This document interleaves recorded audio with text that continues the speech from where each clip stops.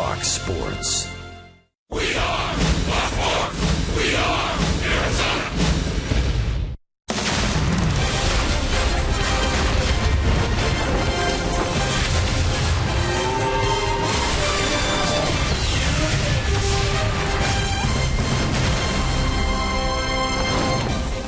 It's another gorgeous sunny afternoon in Scottsdale, Arizona. We've got baseball on this Friday for you. It's two of the best teams in the Cactus League this spring, the Diamondbacks and the Dodgers, who've already combined for 22 wins. Arizona Diamondbacks Spring Training Baseball brought to you by Ram Trucks. Good afternoon from Scottsdale. Welcome to the broadcast. Steve Berthume, Bob Brenly along the way. It's a perfect sunny Friday here for the D-backs and the Dodgers. Brandon Beachy starts for L.A., Zach Godley for Arizona. And Bob, the headline here today, after a 2-week absence, the return of Yasmani Tomas. Yeah, there's an old saying in a game of baseball, you can't make the club in the tub. And Yasmani Tomas has been nursing that knee injury. He's been taking some batting practice on the backfields. It all stemmed from a B game when he got 7 at-bats. His knee flared up. Needs to get back on the field to show what he can do because the rest of the guys in competition for those outfield spots aren't waiting on him. Yeah, Yasmani Tomas getting the start in left field. He's in competition for that job with Socrates Brito right now. Speaking of job competition, it's all over the infield, the middle infield battle. We'll get an update when we come back. It's Diamondbacks baseball on Fox Sports Arizona.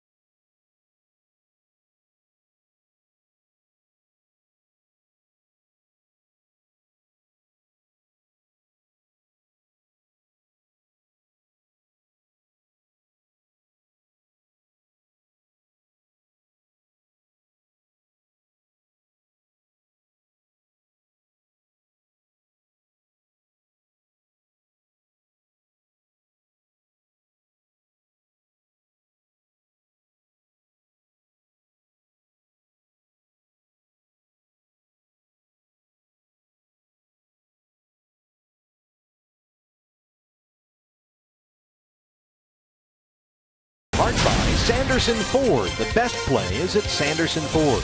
Chaz Roberts Air Conditioning and Plumbing. Choose Chaz. Cox Gigablast. How will you live the gig life? And by your Valley Honda dealers, where you get more standard features for less money. Another beautiful day here at Salt River Field's Cactus League Baseball here on Fox Sports Arizona. The Diamondbacks hosting their NL West rivals, the LA Dodgers, here today. Jody Jackson with you here on the field. All right, it's March 18th. And spring training battles are heating up. And for the Diamondbacks, none bigger than what's going on in the middle infield, where there are 2 spots and 3 players vying for that playing time. The issue for Chip Hale, and I guess it's a good problem to have, is that all of them are playing very well right now. Gene Segura, who came over from the Brewers in the offseason via trade. Nick Ahmed, who was the starting shortstop last year. Chris Owings played over at short and at second base. And so all of these guys, their numbers are good. Gene Segura has been outstanding, primarily in that leadoff role. He's batting .593. He's shown a little pop in the bat as well. He's extremely aggressive on the base paths. And Nick Ahmed's hitting the ball very well. Chris Owings rounding into form, of course, after that injury that he's coming off of from last year. And so that's just one of the things we'll be looking at here today. Segura will be in the dugout. Maybe we'll get a pinch hit at bat here today, but it's Ahmed and Owings in the starting lineup. The Diamondbacks and the Dodgers coming your way next.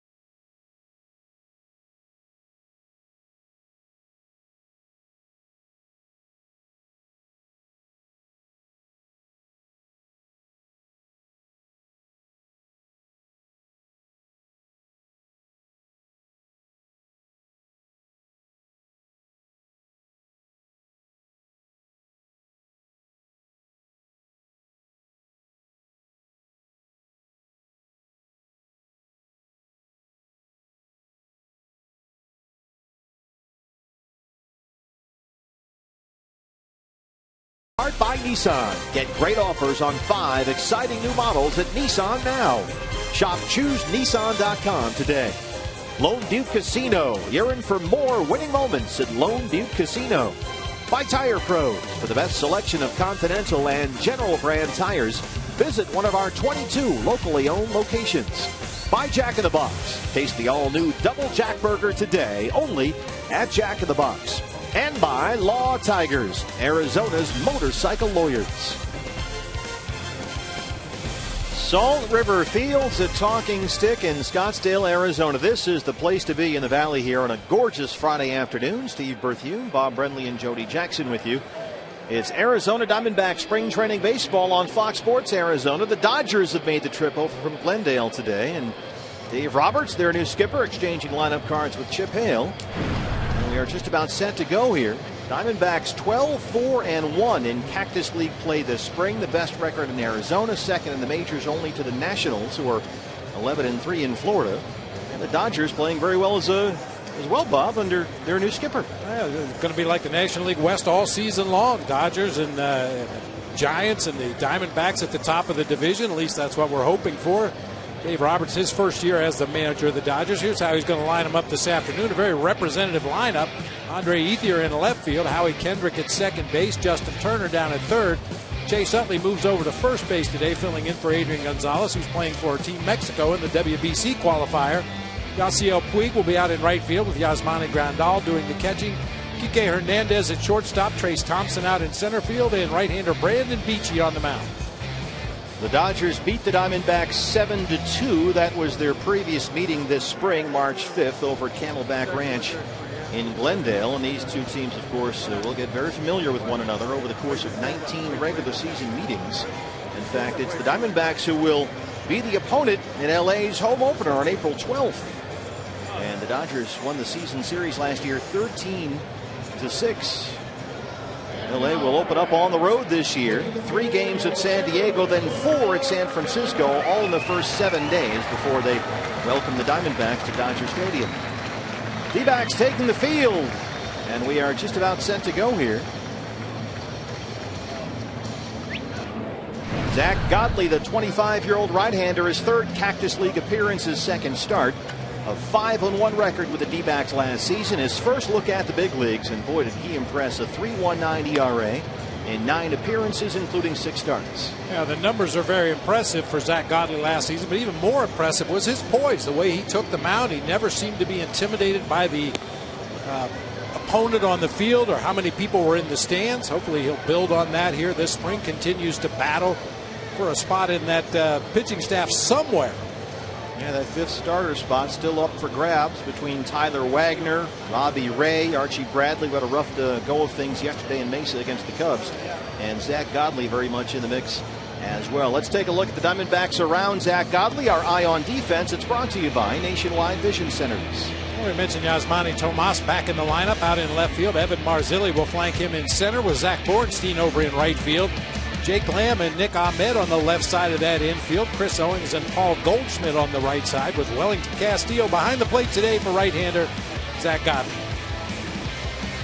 And as we saw when Bob introduced the lineup, this is a very representative team that has come over from Camelback Ranch for the Dodgers here today. The headline from a Diamondback perspective, of course, the return after a 2-week absence with a knee injury is Yasmani Tomas in left field. So all eyes will be on him. Here's a guy that Dave Roberts said the other day would do his share of leadoff hitting. A little something new for Andre Ethier, who's having a hot spring, hitting .429 with a triple and a home run.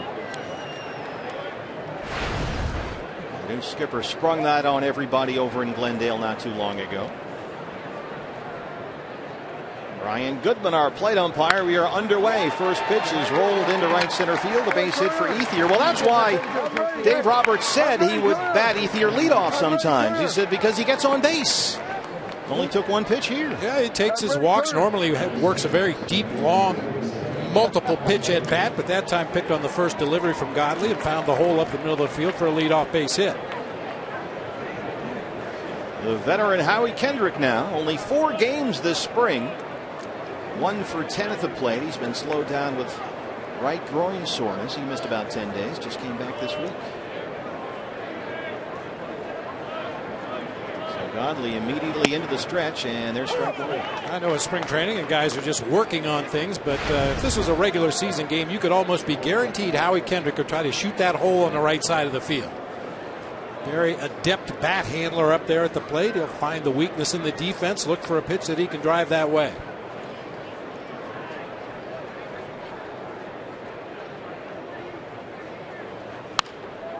Off the fist, pops him up. Chris Owings drifts out to shallow right field, and that's the first out. That's one way to defend against a guy who handles the bat as well as Howie Kendrick. If you think he's going to try to shoot the ball to the right side, run it right in on his knuckles, which Godley was able to do that time. Little weak pop up to the right side. He's got that heavy two-seam sink that can come in and eat righties alive when he's on. One down for Justin Turner now. Just 2 games this spring. He's doubled twice in 4 at-bats back this week after returning from off-season knee surgery. He had microfracture surgery on that left knee in the offseason.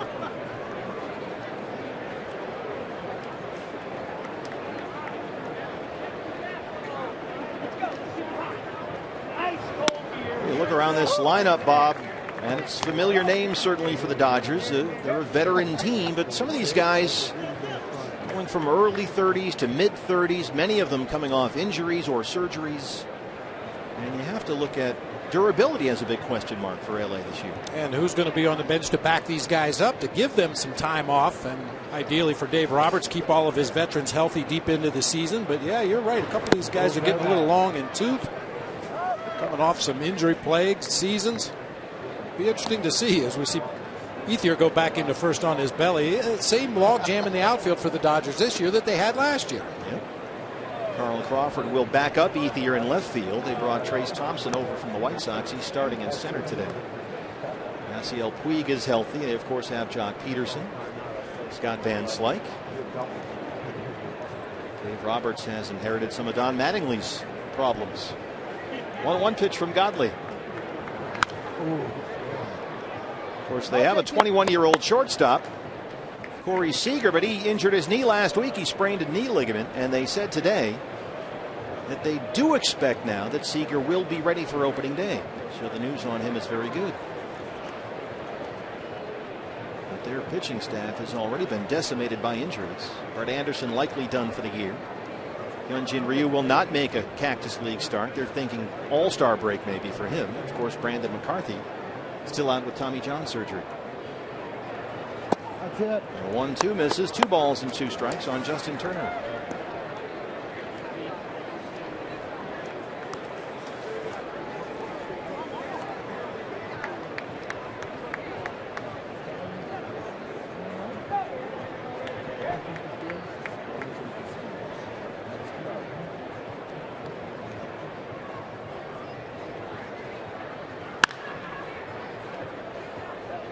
Zach Godley has pitched a few B games on some backfields to get some innings in. But today is his first Cactus League start since last Tuesday. That was 10 days ago. He worked 3 innings against the Padres in Peoria. Gave up 1 earned run, 3 hits. He had 2 strikeouts. 25 years old. He'll turn 26 next month.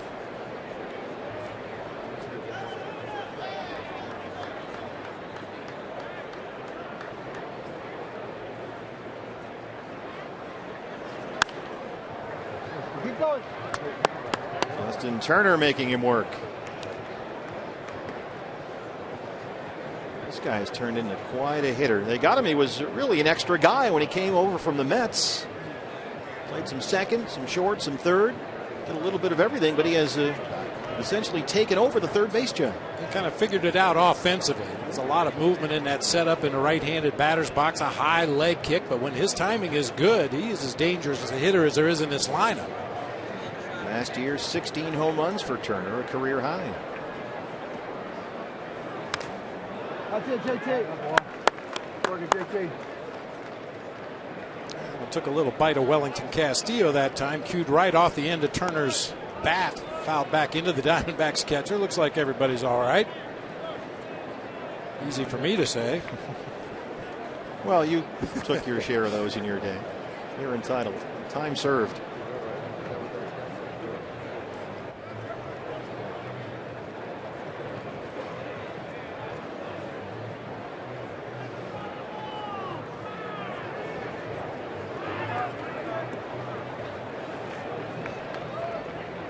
Justin Turner, that left knee had been a nagging problem for him the last 2 years now. Chronic knee pain.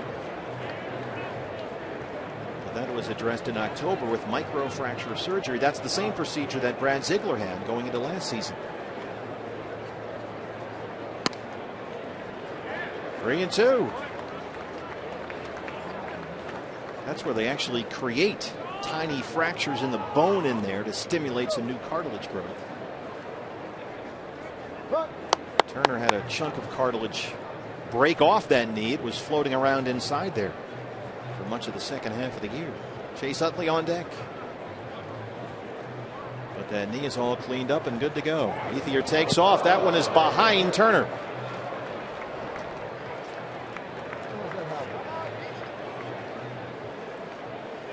Just a bit inside. Apparently Zach tried to overthrow that 3-2 pitch to Justin Turner right there. Turner wonders what he did wrong. Wellington Castillo out to have a word. See, well, he wants it on the inside part of the plate. That's actually a real good reaction by Justin Turner. Your natural instinct when you see a ball coming in your direction is to back away from home plate. If he'd have backed away from home plate that time, he'd have leaned right into it. Actually went toward home plate to get out of the way of that pitch. So it's a single and a walk.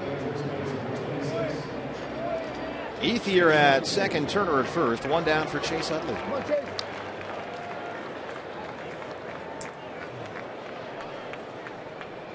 The 37-year-old veteran hitting .292 this spring, 2 doubles and a triple. And in there today at first base for Adrian Gonzalez.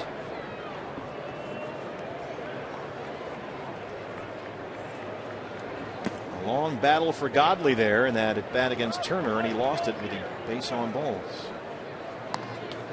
Gonzalez, as Bob mentioned, has been with Team Mexico. He played last night, in fact. Mexico beat the Czech Republic 2-1 in a WBC qualifier.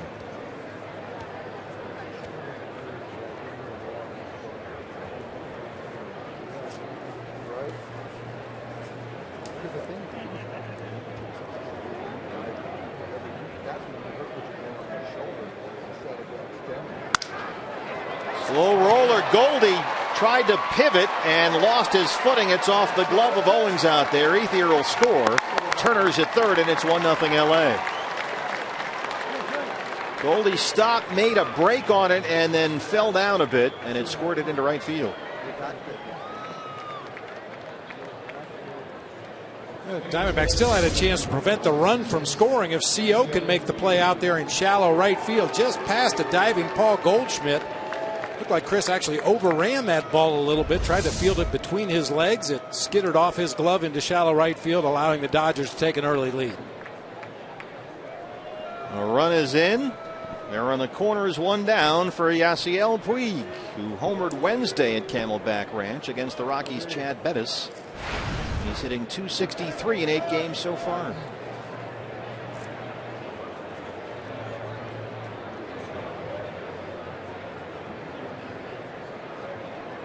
They have charged Chris Owings with an error now, allowing that run to score, so it's E4. Brings Ethier home with the game's first run.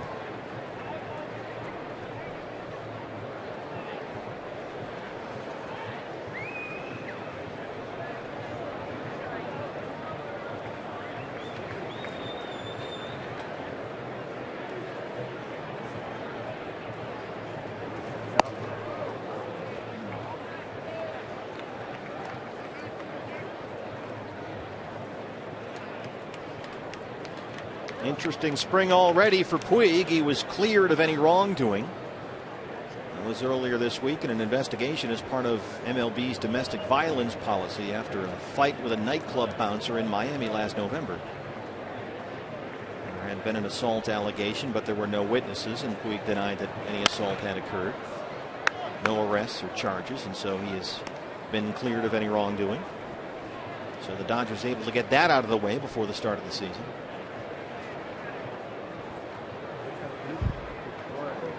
Well, no legal issues, but certainly you're questioning the judgment of somebody that wants to fight a bouncer. It's a fair point. That's what they do for a living, for crying out loud. Turner at third, Utley at first. A ball and 2 strikes. This is carved out to right center field. Bornstein has it. Turner will tag. RBI for Puig, and it's 2-0 Dodgers.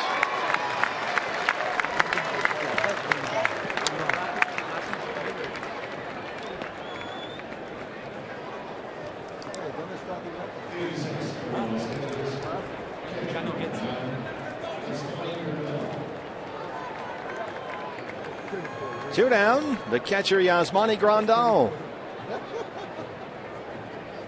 Come on, guys, hey. 5 games, 10 at bats to this point. He's got 4 hits, though, including a pair of doubles. The switch hitting catcher, all his power from the left-hand side.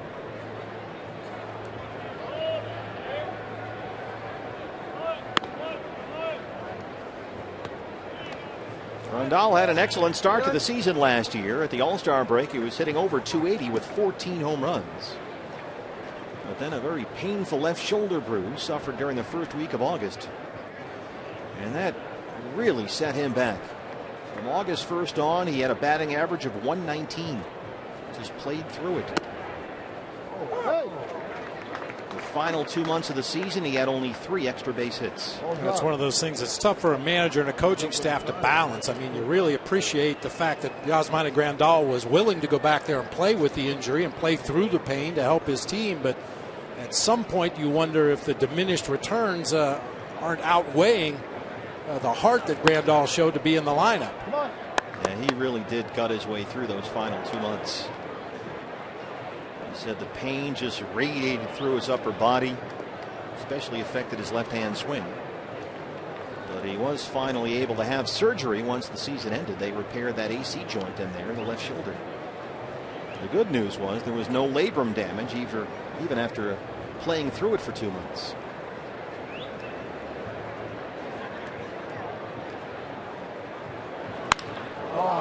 And high in the air, deep to right center field. Bornstein at the wall, and that ball is gone. He's got the power from the left side. Yasmani Grandal, a 2-run homer, and the Dodgers have put up 4 in the first.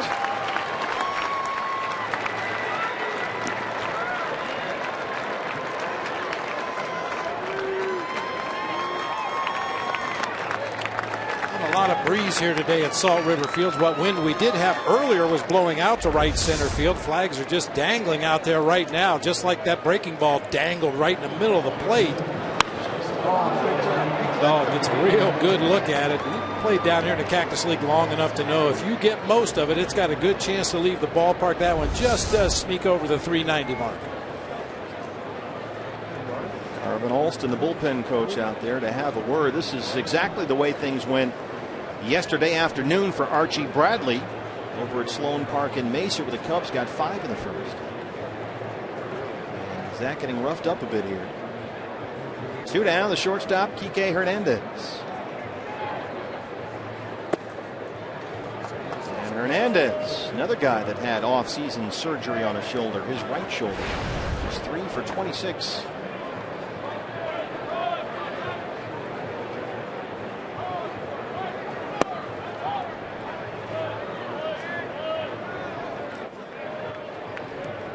Mentioned Dodgers without Corey Seager, a sprained knee ligament last week.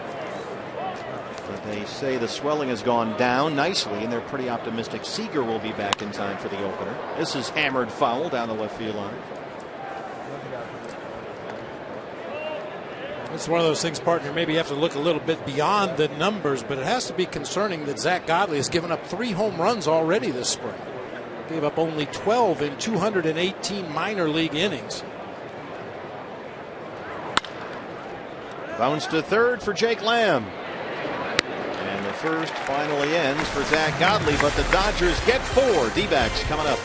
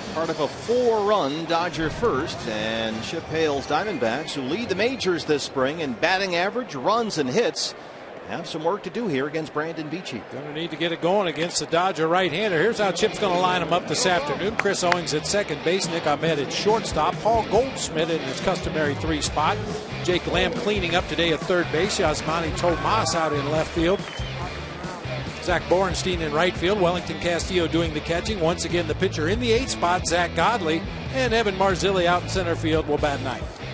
29-year-old right-hander Brandon Beachy, after 2 Tommy John surgeries, suddenly a chance to be part of this Dodgers rotation, which itself has been decimated by injuries. Chris Owings leads it off. Beachy, because of the 2 Tommy Johns, has made only 7 big league starts in the last 3 years.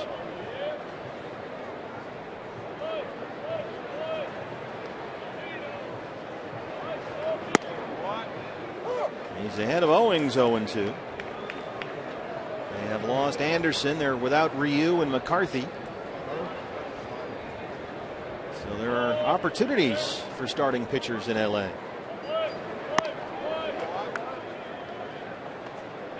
Like Dave Roberts said yesterday, the Dodgers are right there with their top 4 guys. It'll be Clayton Kershaw, Scott Kazmir, Kenta Maeda, and Alex Wood.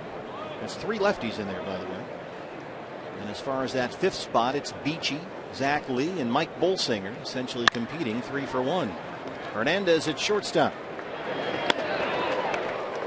Take a look at the Dodgers around Brandon Beachy. Our Eye on Defense brought to you by Nationwide Vision Centers. Yeah, we mentioned the log jam in the outfield. Today it'll be Ethier in left, Thompson in center, Puig in right field with Justin Turner at third base, Kike Hernandez at short, Howie Kendrick at second base, the veteran Chase Utley over at first base today. Yasmani Grandal with that 2-run homer in the top half of the inning. Behind the plate for right-hander Brandon Beachy.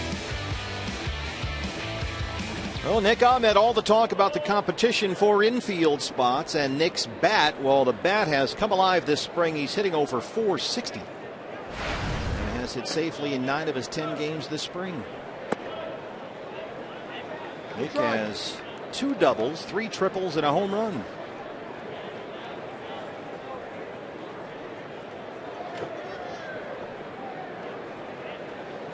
I'm sure Nick and all Diamondbacks fans everywhere would like to see the Nick Ahmed that had that incredible 60-game run last season when he was hitting the ball as well as anybody on the roster.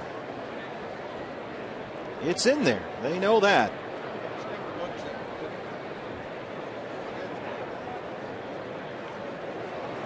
That was the biggest stretch of sustained success at the plate for Nick last year. About 2 weeks into May, he was hitting only .130 for the year. But it was at that point at which he put together a run of exactly 50 games, during which he hit over 300 and showed some pop. He had 6 homers. That's a fair ball. Nice backhand scoop there by Turner. And Utley at first has it, 2 down.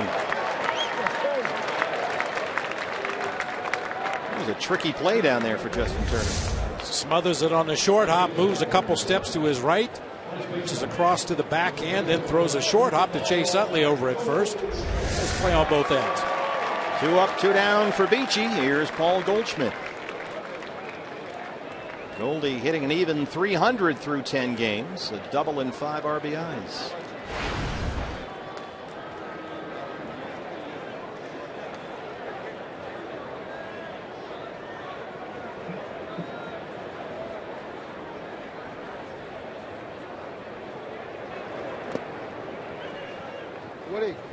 Woody.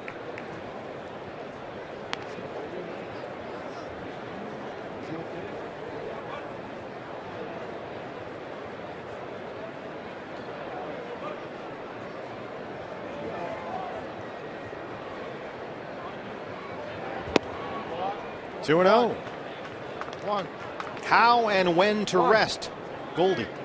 Chip Hale gets the unpleasant task of trying to figure that out. Yeah, that's not an easy thing. He's a guy that wants to play every inning of every game.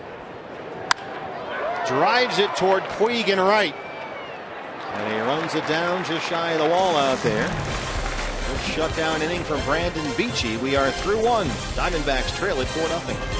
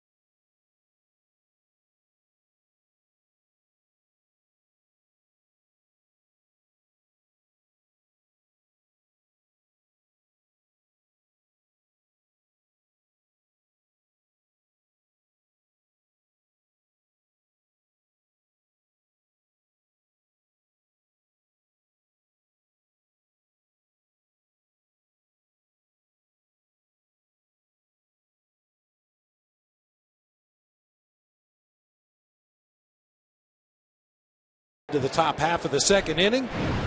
Take a look at our keys to the game. Play like the title is on the line, because it is the Cactus League title. These teams sitting atop the Cactus League going into play today. And as we mentioned in the open of the show, still jobs to be won today. Zach Godley in the mix for that 5 spot in the rotation.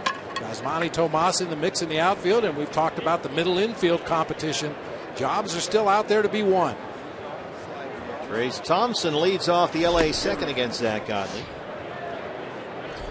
Thompson 206 in 15 games this spring. He has homered twice. 44 games for the White Sox in his first look at the big leagues last year.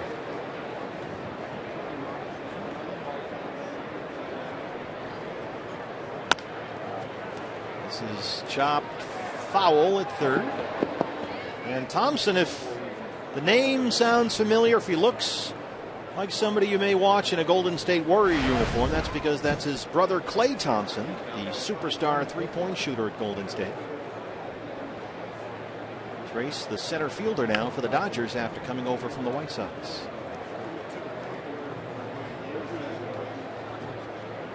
And Dave Roberts, one of the first things he did this spring was say that Jock Peterson would be his center fielder. And so Thompson is looking at a reserve role right now.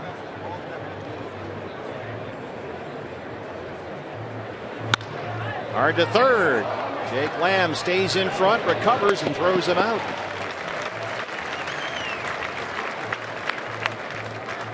Every time I see a third baseman make a play like that, I'm reminded of the late, great Ron Santo, Cubs third baseman. He says all you need is a strong chest and a strong arm. Jake Lamb demonstrates right there how to knock it down, pick it up, throw him out. One down for the pitcher, Brandon Beachy.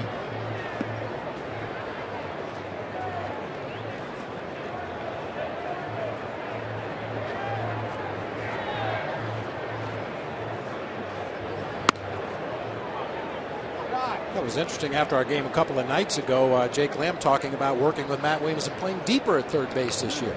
Now, there will be occasions if the batter is a potential bunter where you have to come in and play a little bit more shallow, but for the most part, Matty's encouraging Jake Lamb to play deeper at third base, get a better read on those ground balls. He's got plenty of arm to make the play from deep behind the bag at third. He did say it gave him that extra half a beat to react to the ball coming at him. Well, if anybody knows anything about playing defense at third base, it's Matt Williams. Boy, could he pick it Oh, down. man. Head out. Down the right field line, Beachy hits it just foul. Remember some of the plays Matt Williams made behind Randy Johnson in the World Series. One after the other, and he just made them look so routine, and none of them were. Just soft hands and soft feet. That's something that kind of went unnoticed with Matt Williams, because he would just glide across the infield over there on the left side. Initially, he was a shortstop when he originally signed with the San Francisco Giants. Played a little bit of shortstop his rookie season, but ultimately settled in over there at third base and became one of the best in his generation. And he settled back in at third base for the Diamondbacks this year as the third base coach. 2-2.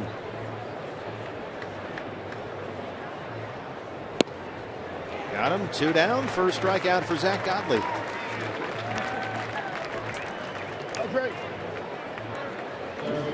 Brings up the top of the order, the leadoff man, Andre Ethier. That's going to take a while to get used to saying. There's Garvin Alston, the new bullpen coach. Ethier singled and scored his first time up. I was talking to Garvin Alston this morning. He spent 11 years in the Oakland organization. That's where he got to know Chip Hale.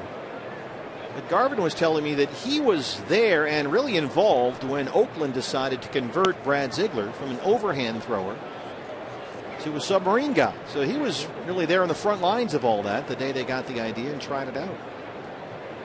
So we'll have to talk to him a little bit more about that.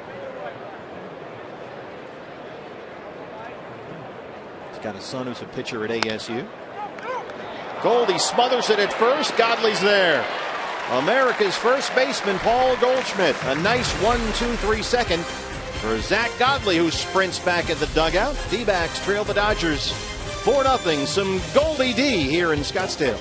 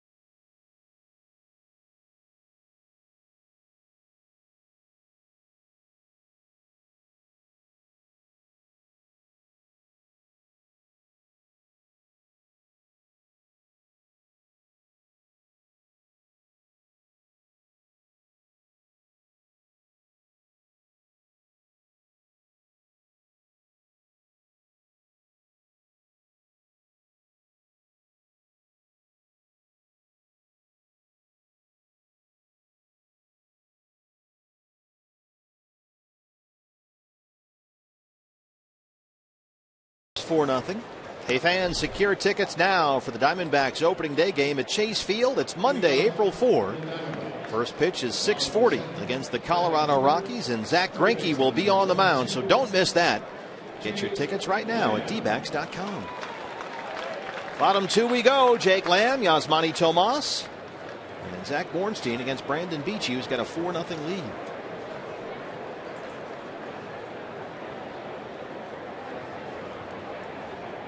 Jake Lamb just under 360 this spring. A home run and 5 RBIs. The shift is on for the Dodgers against the left-hand hitting Lamb. There's ball one. Brandon Beachy in the past has been known to be a little bit of a nibbler. If you can kind of wait him out, make him throw the ball over the heart of the plate, give you a chance to drive that ball somewhere, you might get something good to hit. He'll stay around the corners. He'll stay down below the knees. Occasionally elevate up above the top of the zone. Not overpowering with any of his stuff. Throws a fastball, curve, slider, change combination. Yeah, it's something you want to hit.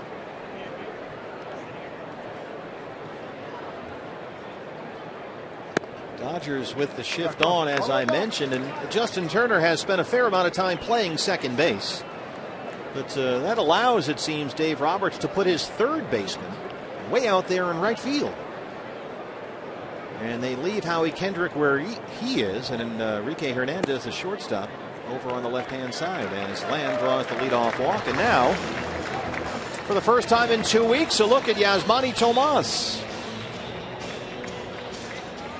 Only 2 spring games so far for Yasmani. Back in the lineup today for the first time since March 4. He's been out of game action 2 weeks, a sore left knee. And that has limited him to only 5 Cactus League at-bats, his numbers from last year.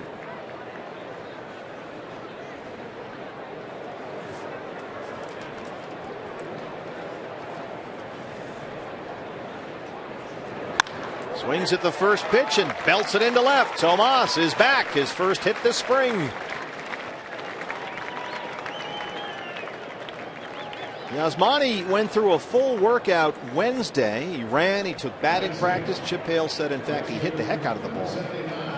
And he has found himself in competition with Socrates Brito for that left field job. And Yasmani, Bob, wasting no time getting in the hit column. No surprise, picking on the first pitch he sees. That's one thing you really hate to see Yasmani miss any extended amount of time in spring training. Pitch recognition has been an issue for him in his brief stint here in the Cactus League. And you'd like to see him get as many at-bats as possible the rest of the way to improve that pitch recognition. It's like Chip Hale having a discussion with Dave Magadan, the new hitting coach.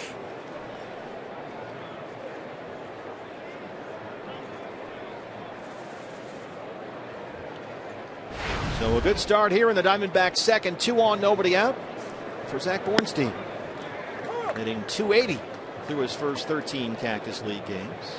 He's got 3 RBIs.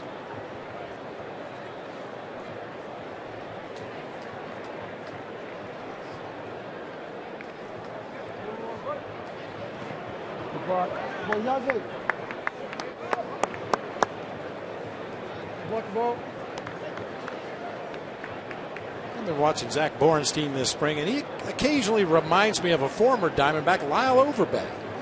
With that reddish blonde hair, hits from that left side, a little bit of an open stance.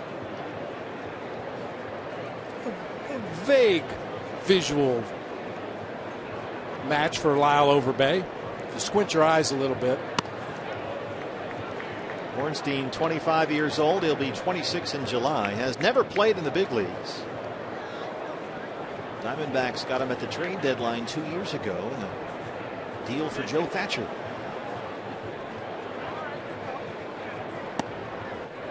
He was the Angels minor league player of the year a few years ago, Zach Bornstein.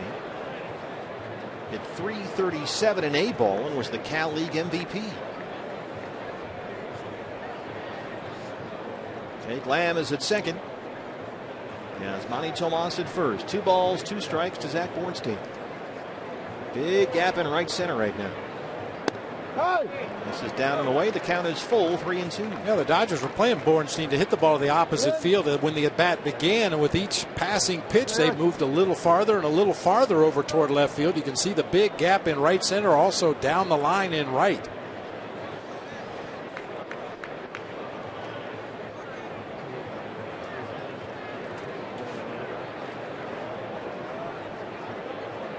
Two on, no outs. The 3-2 pitch.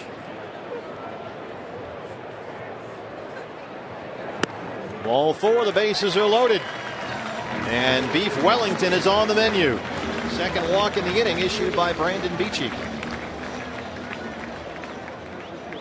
Yasmani Tomas notwithstanding with his first pitch base hit, but a couple of real good patient at bats in this inning. Jake Lamb with the leadoff walk. Now Zach Bornstein loads him up with a walk. This is what you want, down 4. And this is the guy you want up there. Wellington Castillo has slugged his way across the Cactus League this spring. 7 games so far. He has 9 hits, all of them for extra bases. 7 doubles and 2 home runs. He's knocked in 10. And Beachy right now can't find the strike zone.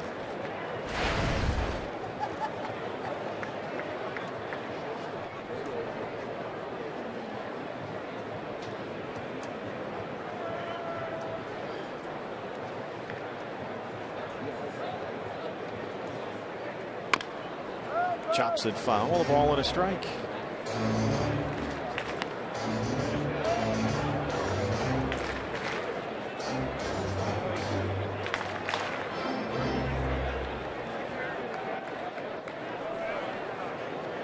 Jake Lamb at third after a leadoff walk.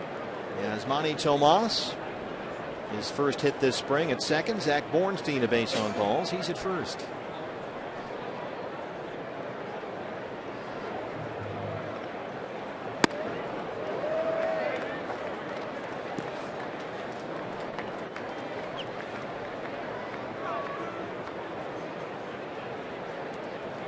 This is Beachy's third appearance of the spring. His previous outing was a start against the Cubs at Glendale. That was last Saturday. He pitched well, gave up just 2 hits and a walk in 3 innings. He's missing there, and it's 3-1. Every hitter's dream count right here. Bases loaded, nobody out. Pitcher has to throw a strike to avoid walking in a run. Get it ready. If it's a pitch you like, put a good swing on it right here. Godley, the pitcher batting 8th, is on deck.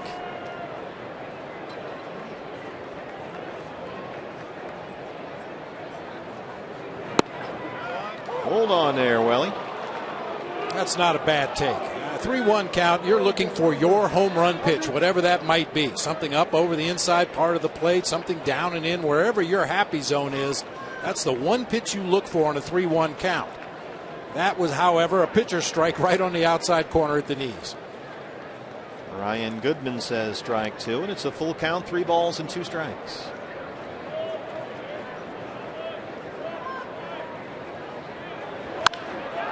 In the air, left field for Ethier. Lamb at third. And here he comes. RBI for Castillo. Diamondbacks on the board. It's 4-1.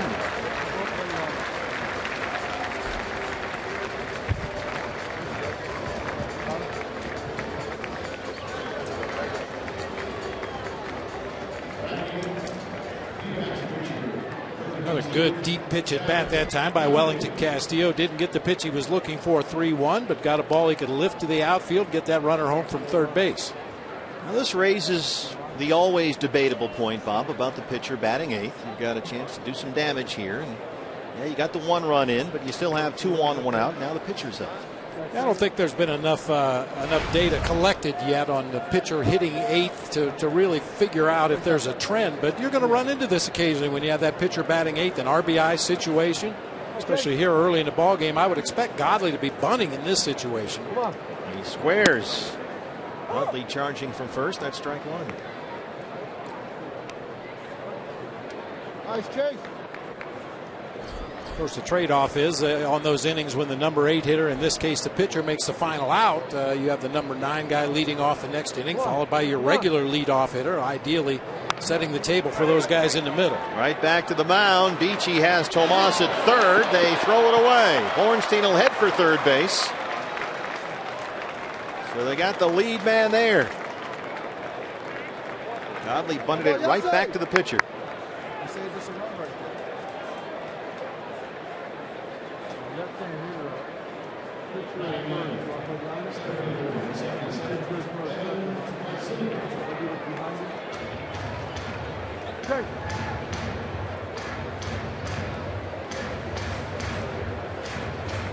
So Zach Bornstein is at third.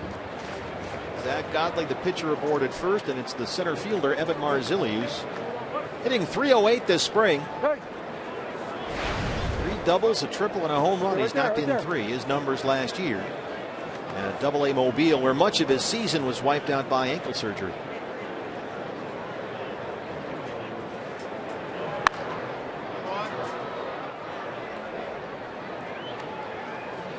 Actually, on that last bunt play when Justin Turner threw the ball away at first base, a nice backup that time by Yasiel Puig, something we haven't seen him do a lot of at the major league level, but he hustled in, got in position to field that overthrow and hold the runner at third base. Dave Roberts said this was all about giving Yasiel Puig a clean slate and a fresh start this spring. And so far, so good. He's trimmed down too. He was at 255 last year. He's about 240 this spring.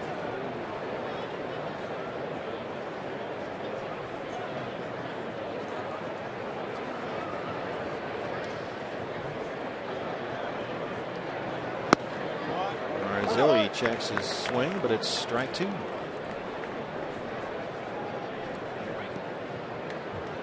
Evan, who had a nice season at Visalia and Mobile 2 years ago, started last year in Reno, but sprained his right ankle only 9 games into the season. He's on the DL by the middle of April, and by the time he came back from ankle surgery, it was August. So that was pretty much his entire season last year. Just turned 25 years old earlier this week.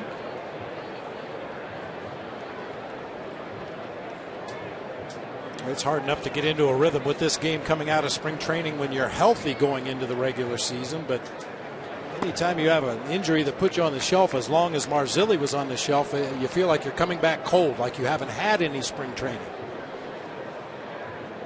8th round pick by the Diamondbacks out of the University of South Carolina, where Evan played a big part in their back-to-back College World Series championships. He was twice on the All-Tournament team. 2-2 pitch. Little flare, and it dunks into right center. Bornstein will score. Marzilli the RBI, and it's 4-2.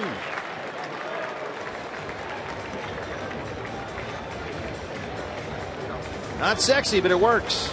I'll tell you, and he fouled off a couple of borderline pitches to stay alive in the at-bat. Got jammed just a little bit, but muscles it out into center field for an RBI base hit.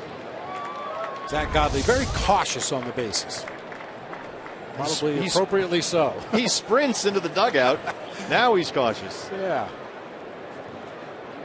Chance now for the leadoff man today, Chris Owings. CO grounded out his first time up.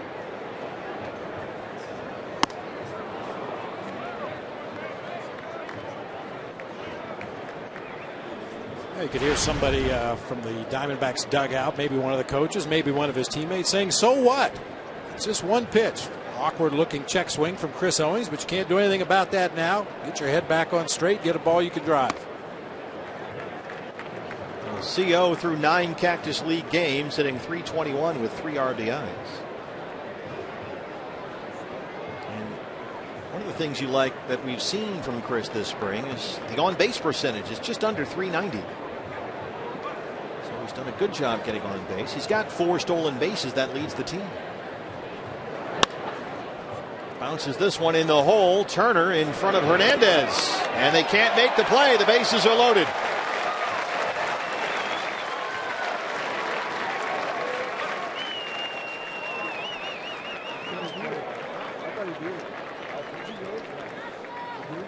That's a base hit for CO. One of those awkward ground balls, as you mentioned. Justin Turner kind of cut in front of Hernandez out there at shortstop. May have affected that play just a little bit, but to his credit, Chris Owings busting it down that line is rewarded with an infield hit. Once again, the Diamondbacks have the bases loaded. This time with 2 outs. Rick Honeycutt will pay Brandon Beachy a visit. The Dodgers bullpen is busy down there.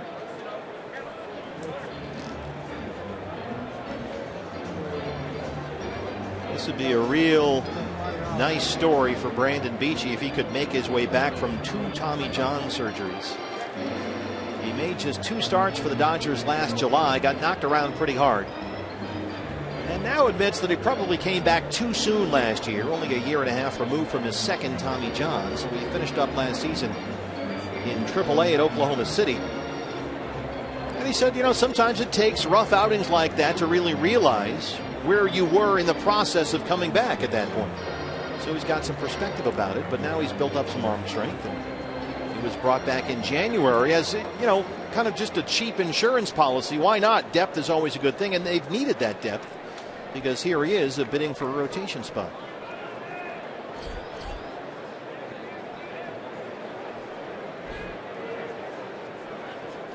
Bases full of Diamondbacks, 2 down. Nick Ahmed grounded out his first time up.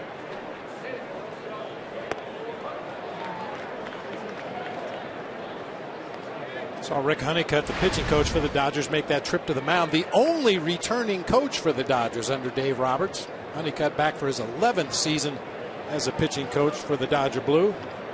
Got Bob Guerin as his bench coach. Turner Ward, former Diamondback hitting coach, is now the hitting coach in LA.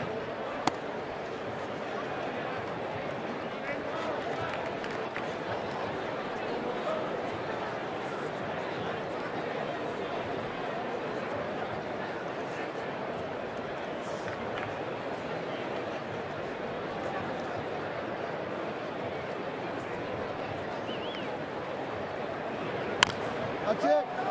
Come on, Brandon. Well, those are the kind of breaking balls you don't want to foul off. You don't want to miss those. A rolling curveball up above the belt, inside part of the plate that time to Nick. Just a little bit quick that time. Fouled it right into that right-handed batter's box.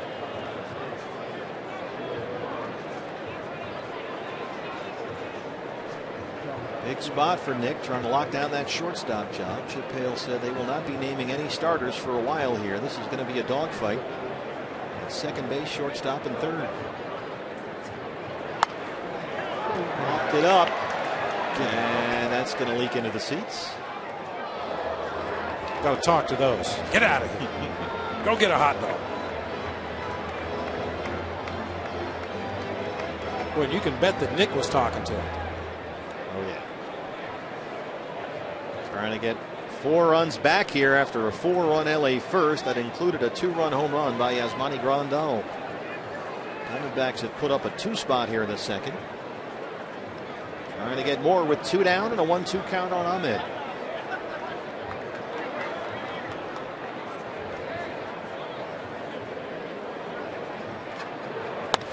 Reaches down and rolls it just behind the bag. Kendrick can't make the play for the force on Owings. Godley is home, and it's 4-3. Howie Kendrick might not have been able to get Owings at second, but he definitely saved a run.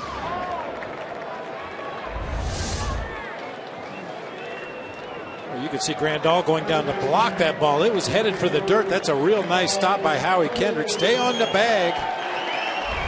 Force play not in effect there. Chris Owings went in standing up. So it's Marzilli at third, CO at second. Ahmed at first. They're loaded for Goldie. Ball one. Ninth man to hit in this inning for the Diamondbacks.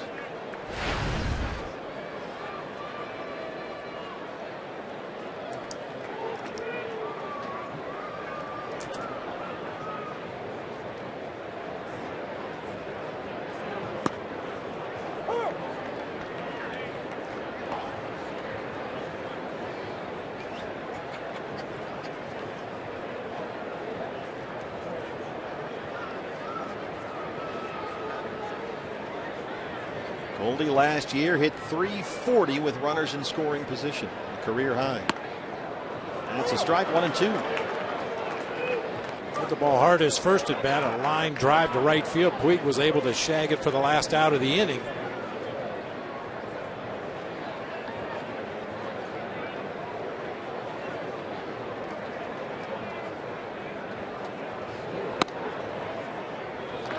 Good try, come on, Beach.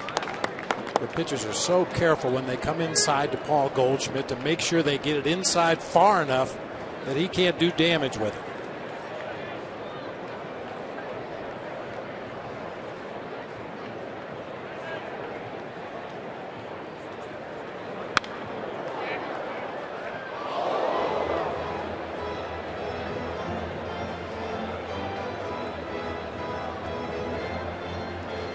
Talking earlier about Chip Hale's dilemma, when to rest Goldie. Chip said he and Goldie have talked about it. He believes that if they can get him 10 days off this year, 10 days, that's the goal. That would be great.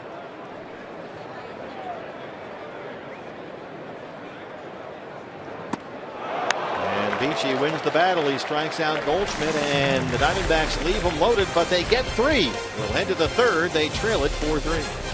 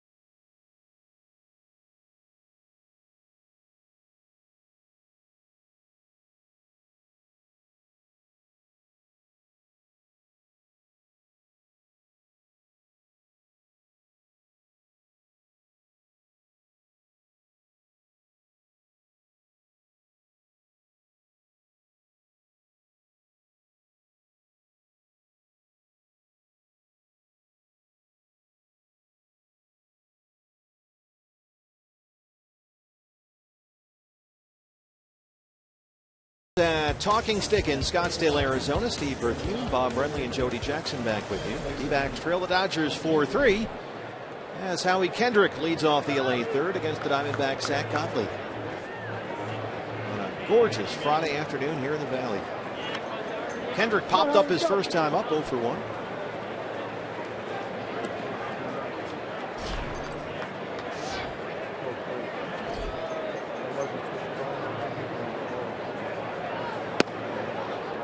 Rough first inning for Zach Godley. Dodgers got 4, including 2 in a Yasmani Grandal homer, but Zach has retired the last 4 he's faced and is now right back in the ballgame, trailing only by 1. Kendrick gets this deep to center field for Marzilli, who will watch it go way up there. More than halfway up the batter's eye in dead center for Howie Kendrick. And it's 5-3. That ball was crushed.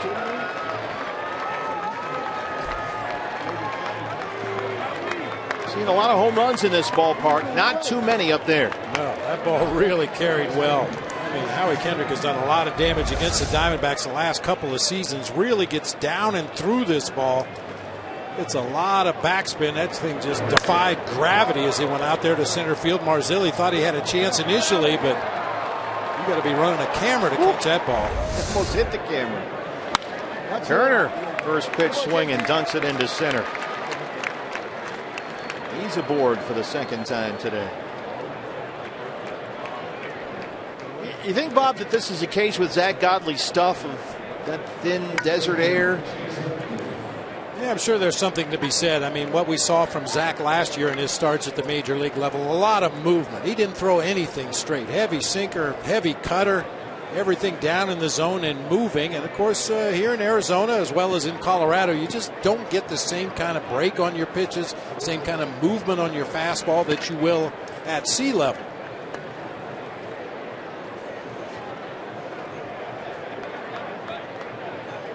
Chase Utley, an RBI single. He scored a run his first time up. Now 5 hits for LA, 2 of them home runs.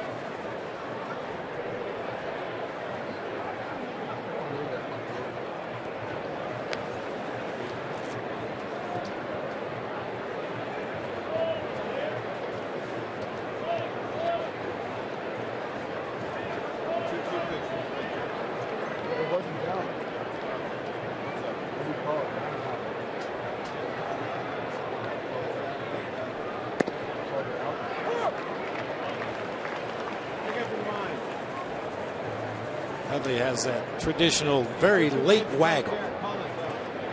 He tries to time that pitcher. He doesn't want to get into a set position too soon where his muscles start to tighten up, so he just kind of very casually stands in that box. He takes his hands off the bat from time to time.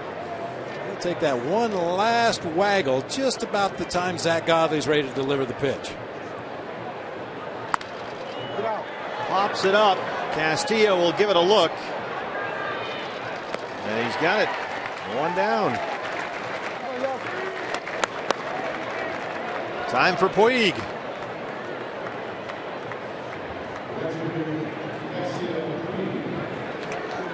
On a Cienfuegos Cuba, a step backward last year, his 3rd season with the Dodgers. Played in fewer than 80 games. Those hamstring injuries that always seem to plague him wiped out half his season last year. He had 255 with 11 home runs. And that was a big part of the reason why, at the Dodgers' request, he came in about 15 pounds lighter this spring. The concern had been the recurring hamstring problems for Puig. It wasn't a weight issue so much. They, in fact, thought he had just got too big in terms of muscles. To tone it down a little bit. So Puig did almost no hitting during the winter, he said. Never done that before. Instead, it was all leg strengthening exercises, trying to keep those hamstrings healthy.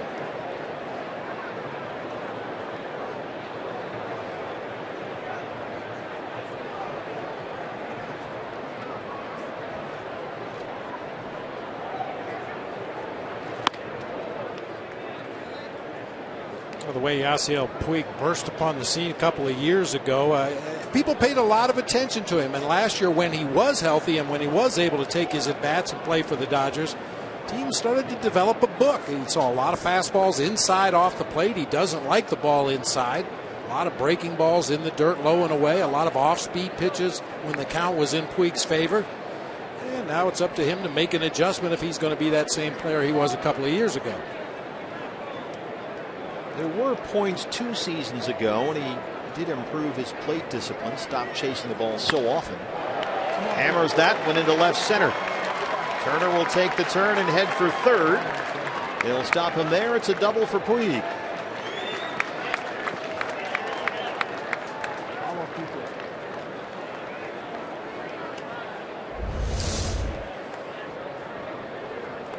Really got out after that breaking ball that didn't get off the corner far enough. Able to reach out there and hook it back into the gap with some authority, putting runners at second and third here with 1 out in the inning.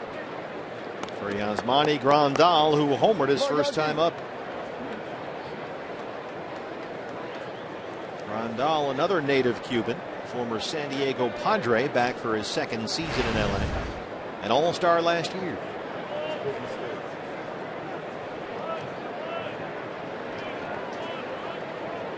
Turner is at third, Puig at second, 1 out. Infield creeping in on the left-hand side, and that's ball 1. This was Yasmani Grandal in the first. Pitch up and out over the plate. Maybe not a home run at Dodger Stadium for a night game. Although last year, with the way that dry air had the ball carrying, maybe. We'll see how that plays this year. That was certainly a difference last season with that drought. Was, yeah. People that have been around the game for a long time and seen many, many games at Dodger Stadium just couldn't believe how the ball was carrying at night because of the drought, dry air. Zach behind, 2 balls, no strikes. Diamondback bullpen still quiet, with Godley approaching 50 pitches.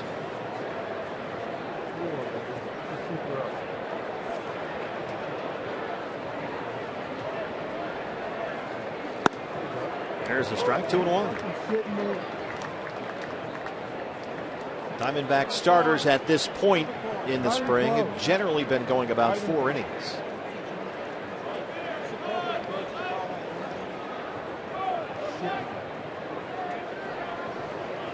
It looks like the bullpen will start getting busy. Here's a lazy fly ball for Yasmani Tomas. Here comes Turner, the throw from Tomas. A little offline, but Turner holds up. And they retire Grandal for out number 2.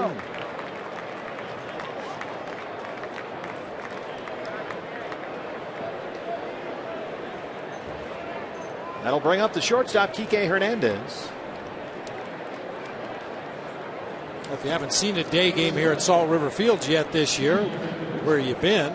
Second place, left field, the left side of the field. Very tough sun, especially as we move into the afternoon. Yasmani Tomas tried his best to stay behind that ball to get something on that throw to the plate, and because he was able to do that, Turner was forced to hold at third.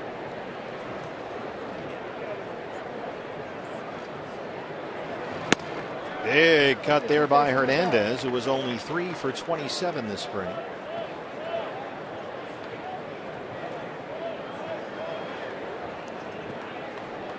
Yes.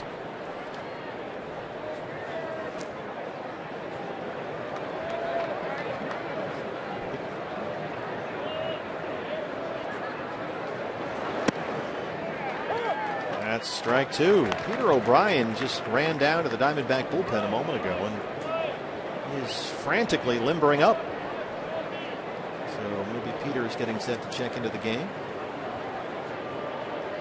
He's been playing first base and outfield this spring. Looks like a big warm-up routine just to catch somebody in the bullpen. Looks like he's getting ready to come into the ballgame. Yeah. Pitcher spot is due up 5th next inning for the Diamondbacks. Possibly a pinch hit appearance for Zach Godley, depending on how much longer they want him to go in this game. Pete has 3 home runs this spring, 2 of them in 1 game against the White Sox in Glendale last week, including one he hit over the berm in left center into the trees.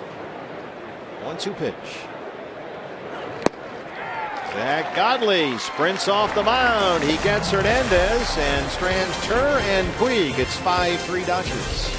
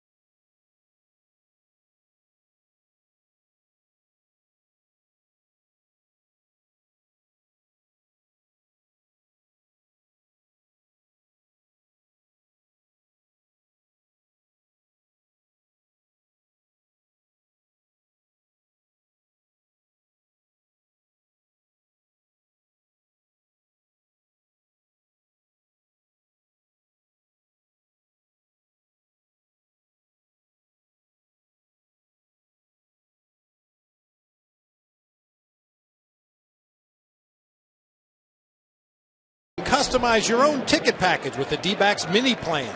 Choose from opening day, a big series against the Cubs or the Yankees, bobblehead games, or any combination you choose.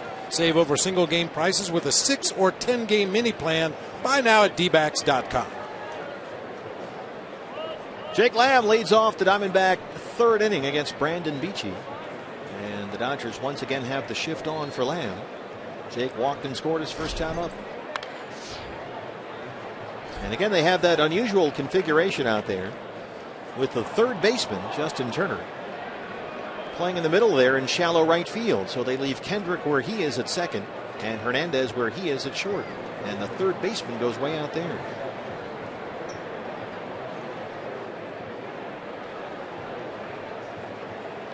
Dave Roberts and his new bench coach, Bob Guerin. That's it, Beach.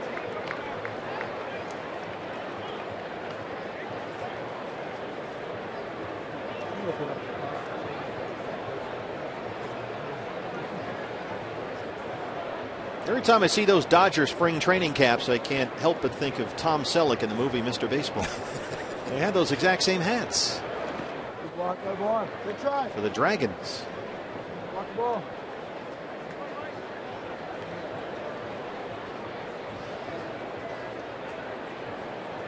Like a little patch on the side. The AZ. Yeah. They have the same in Florida, only obviously it says FL for the Grapefruit League.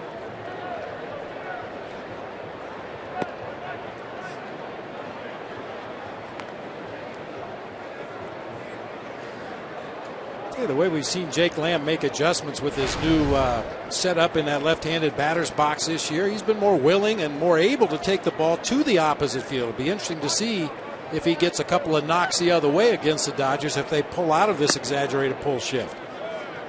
Well, he's worked it full. If he can start banging the ball into left center, he'll make some money.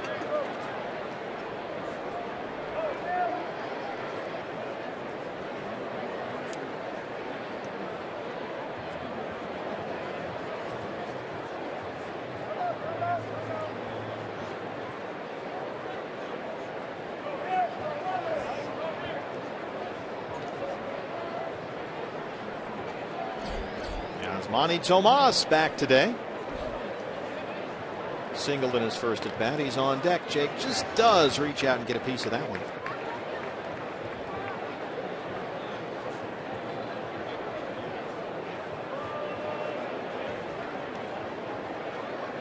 Dave Magadan, the new hitting coach, believes that Jake Lamb does have power to the opposite field. That's an approach they'd like to see him take.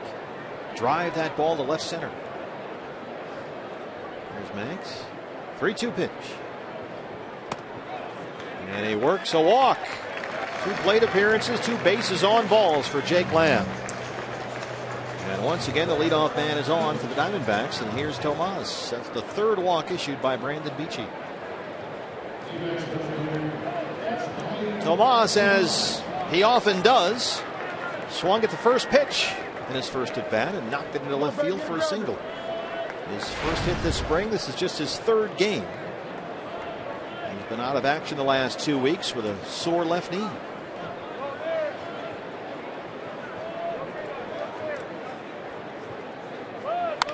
First pitch swinging again. And it drops in front of Thompson out there. So Tomas, welcome back Yasmani. He's 2 for 2. 2 pitches, 2 hits. First one maybe struck a little better than this one. Got jammed just a little bit. You see him shaking his head over there at first base, but a hit's a hit. 2 men on, nobody out here for Zach Borenstein.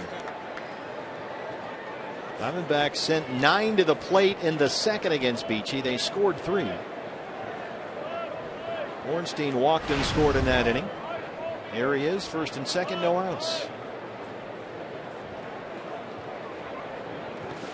No. Grandal, a nice job there keeping that in front, and Lamb stays put at second. That was a real nice job by Grandal that time, sliding inside behind Zach Borenstein to block that curveball in the left-handed batter's box.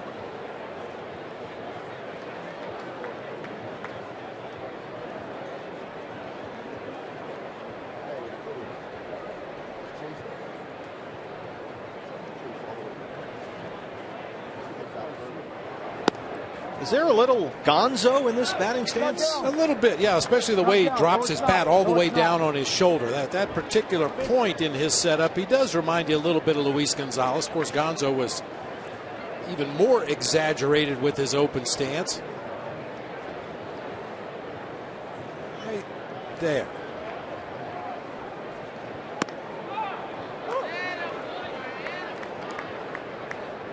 Not sure if it's just a coincidence or if he intentionally models himself after Gonzo. Well, why wouldn't you? Why wouldn't you? I do in life. Absolutely. Beachy now at 60 pitches.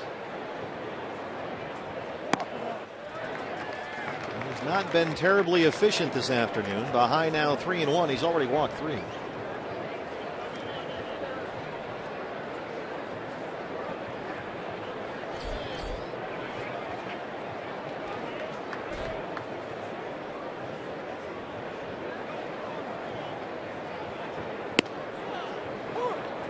Full count, 3-2. Boy, much like the Wellington Castillo at I was bat. just thinking you know, he gets to a 3-1 count. He's looking for one pitch he can drive. And Beachy paints one right on the outside corner at the knees. Lamb at second, Tomas at first. Pop it up.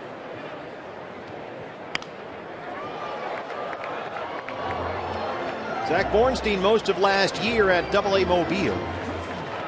85 games there for Robbie Hammock and the Bay Bears. He hit .314 with 10 homers. And his season shortened a bit last year by back trouble. Was not able to play after August 10th.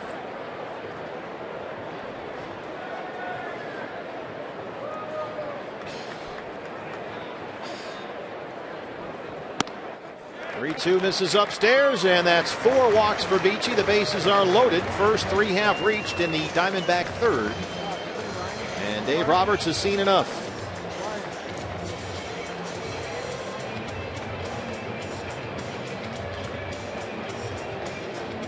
We mentioned back in that second inning that Beachy in the past had been a little bit of a nibbler, and it really reared its head in that second inning. He walked 2, gave up 4 hits, 2 walks and a base hit here in the third. D-backs trailing 5-3, but they have the bases full, nobody out. Back after this.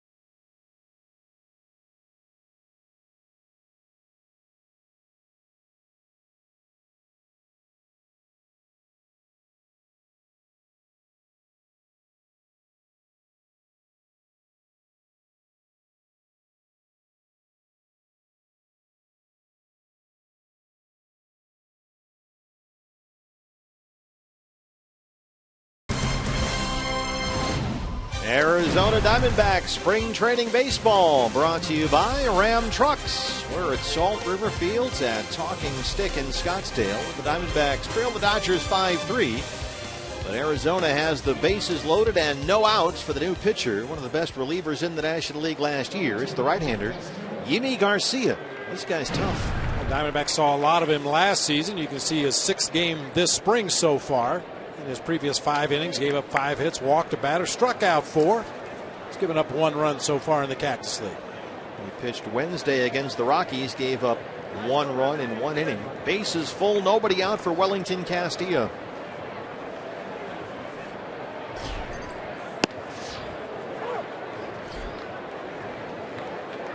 Castillo, an RBI sac fly his first time up. His 11th RBI this spring.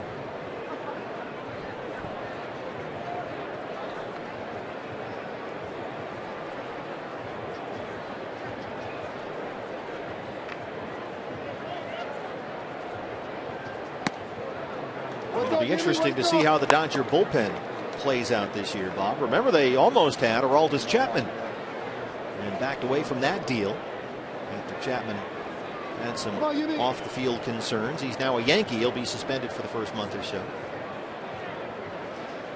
That would have been an interesting dimension, given the fact that Kenley Jansen was one of the best closers in the National League last year, and all of a sudden you add Aroldis Chapman to the mix. That would have been tough sledding for first-year manager Dave Roberts, trying to keep those guys happy. Base hit for Castillo.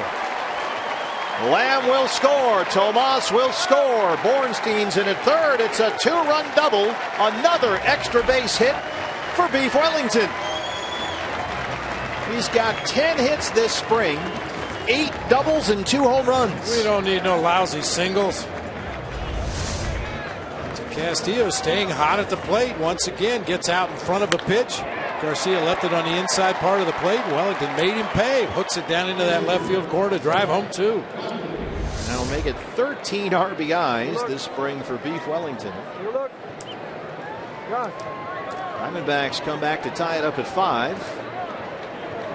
And still nobody out. Here's the pitcher, Zach Godley. Infield in for the Dodgers.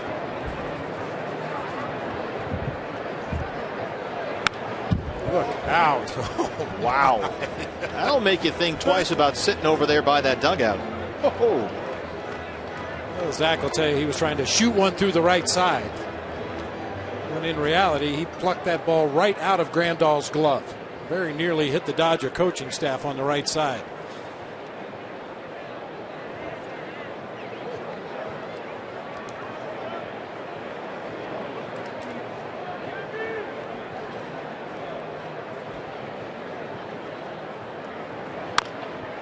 Chops it to Kendrick, who looks Bornstein back.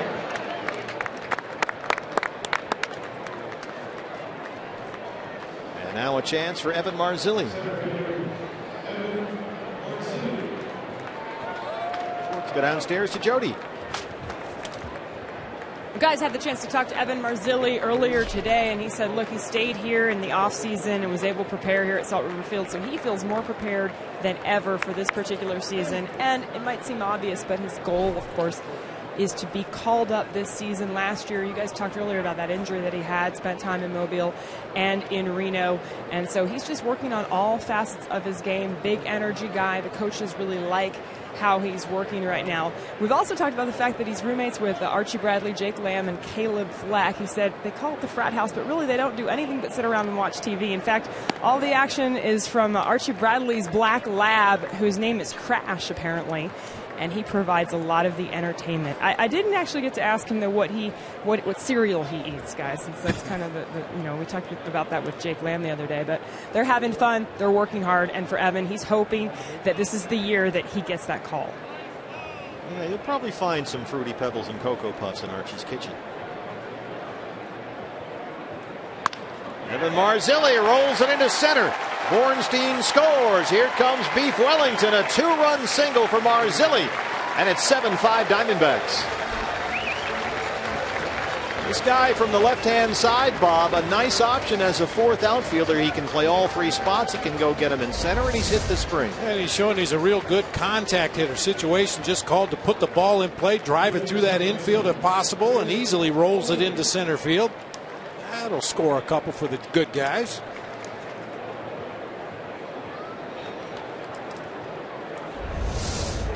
We've heard so much throughout the spring about the situational hitting drills that they do, rather than just take a normal batting practice where guys get up there and ultimately just try to see how many home runs they can hit. Call out situations. Runner at second, nobody out. Runner at third, 1 out. And you hit to the situation that the coach tells you. And I think it's really paid dividends, especially for some of the younger players on the roster this spring. Yeah, they have team competitions. I've stood behind the cage and watched a few of those this spring. Guy on second, get him to third. Guy on third, get him in. Hit and run. Hit the ball to the right side, whatever you need to do. And they're scored by all the coaches. They keep track of this thing. They have competitions and scores, and there's a winner and a loser.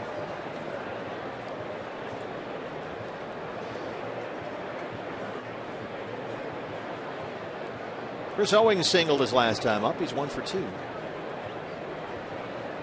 Diamondbacks with 3 in the second, and now 4 in the third. Leading the major leagues in batting average, hits, and runs this spring. A loss to the Cubs in Mesa yesterday snapped an 8-game Diamondback winning streak.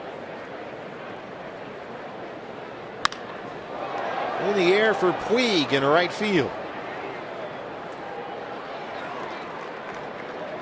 Marzilli went 2/3 of the way down there to second. He gets back in time, and that's the second out.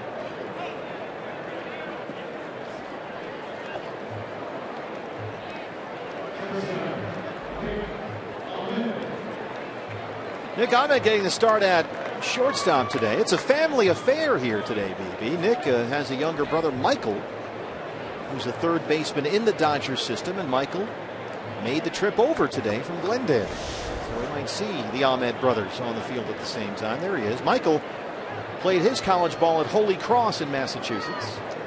Spent last year in Class A ball in the Midwest League, hit .264 the year. He was a 20th round pick out of Worcester, Mass. Nick, of course, went to nearby UConn. He's got an older brother, Alex, who's a Harvard graduate. Wow. And Holy Cross, that's a tough school to get into as well. I think they call it the Ohio U of New England.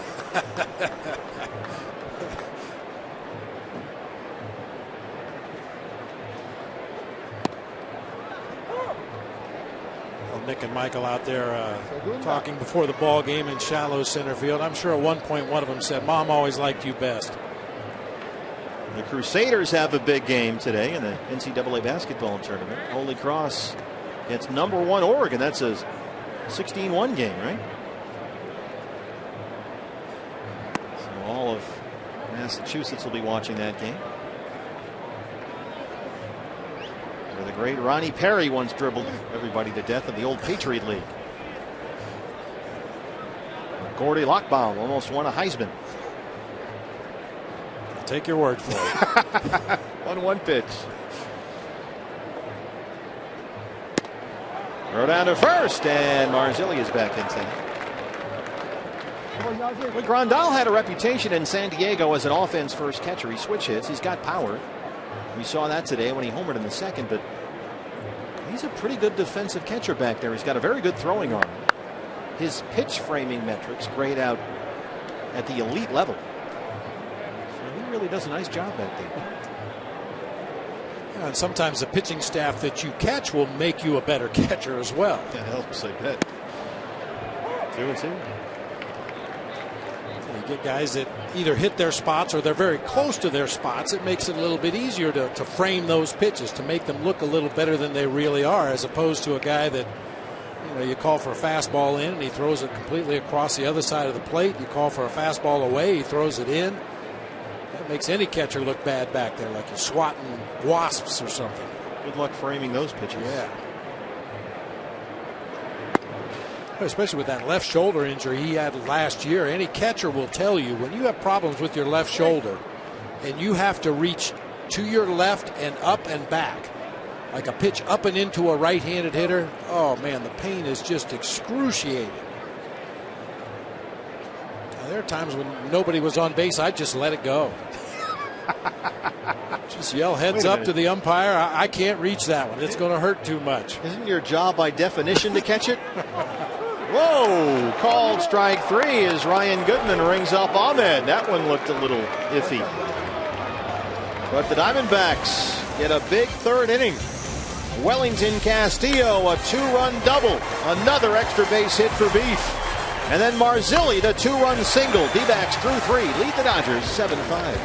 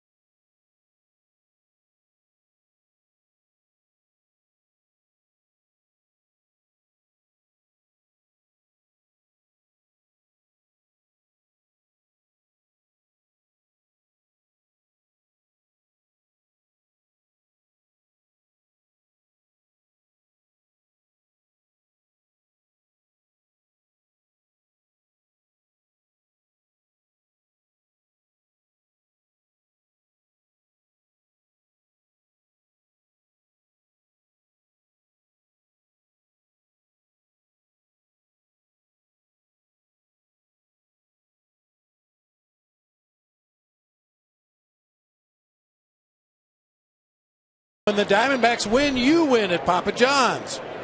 The day after every Diamondbacks win, you get 50% off your regular menu price online order at Papa John's. Enter promo code DBACKS50 at papajohns.com. You know, I had read that promo in some of the previous spring training broadcasts, and it just didn't feel right. I mean, you have to do the pizza spots. I always have to do the pizza spots. We'll get it straightened out. It's spring training for everybody. I had to work that out with Big Dog, Brad Weimer, in the truck. New guy from Milwaukee. He's got to learn some of the subtleties, the nuances.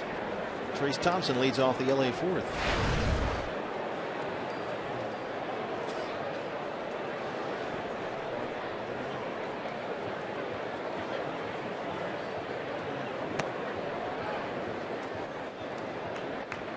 Trace Thompson acquired by the Dodgers in December. Part of that three-team deal with the Reds and White Sox. He came over from Chicago along with infielder Micah Johnson and very highly thought of pitching prospect Frankie Montas. That was the deal that sent Todd Frazier from Cincinnati to Chicago. Thompson, a second-round pick by the White Sox in 2009.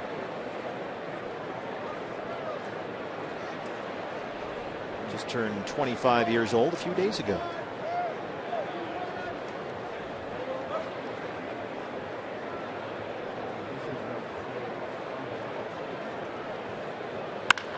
Hard to third. That's fair down the left field line. Trace Thompson turned on that one. Tomas has it in the corner. It's a leadoff double.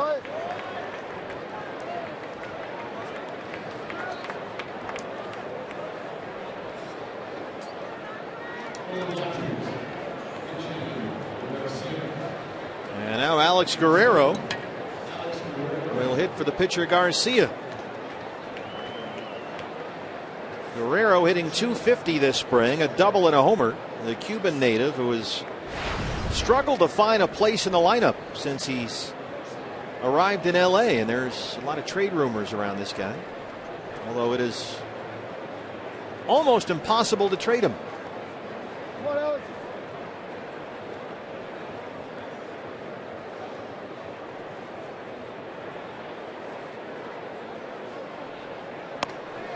That's because when he signed with the Dodgers from Cuba 2 years ago, he had a contract that said if he gets traded, he can become a free agent at the end of that season. And he also cannot be sent to the minor leagues unless he agrees to go. It's a pretty good deal. Good agent. Yeah. But he's got power. Always an offensively inclined infielder when he was in Cuba. They just have not been able to find a defensive home for him. And he's kind of an extra piece right now. Got a 4-year, $28 million deal. But he is just a career .224 hitter in the majors with a suspect glove.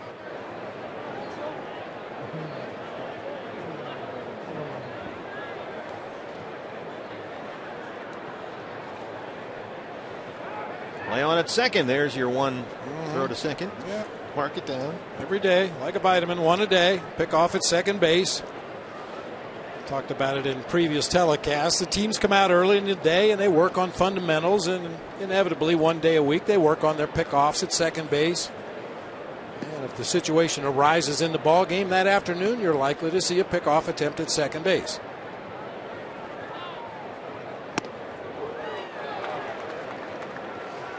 That one came in to eat, 1-2.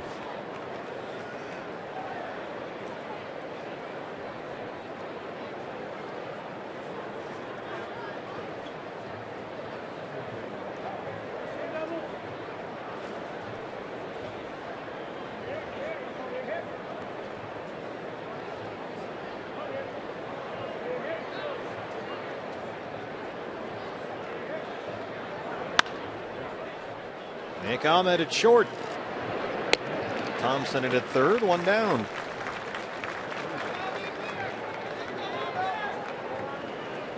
Good read that time by Trace Thompson out there at second base. He knew Nick Ahmed was playing deep at shortstop behind him. That slowly hit ground ball up the middle. An easy 90-foot advance for the Dodger center fielder.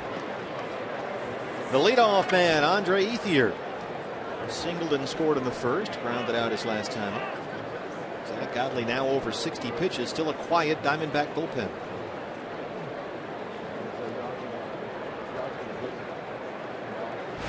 Dodgers have a left-hander warming up down there in their bullpen.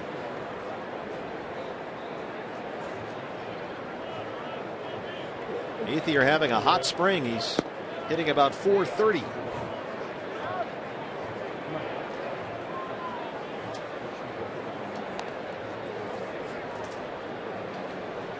In the leadoff spot, something new that Dave Roberts decided to go with earlier this week. Roberts says that Ethier will hit leadoff, not all the time, but he'll hit leadoff when he's got a good track record against a particular pitcher. And batting leadoff might mean an extra at bat against that pitcher. And he gets on base, as Roberts said, so why not do it? They don't have a stereotypical leadoff type guy in their lineup, so put Ethier in there against a good right-hander.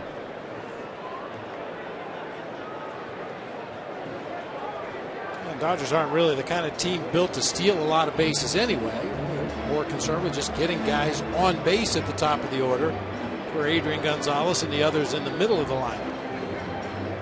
Although, how about this? And this has been much talked about this spring in Dodger camp, as Wellington Castillo has a word with Zach Godley. Ethier begins this spring with 2 years and $38 million left on his deal. Now, on April 21st, roughly a month from now, he'll reach 10 years of big league service time, the last 5 with one club, meaning that he'll have veto power over any trade. So if you decide you want to trade Ethier and move that money, you've got about a month to do it before he can say, no, I'm not going. That one bit him.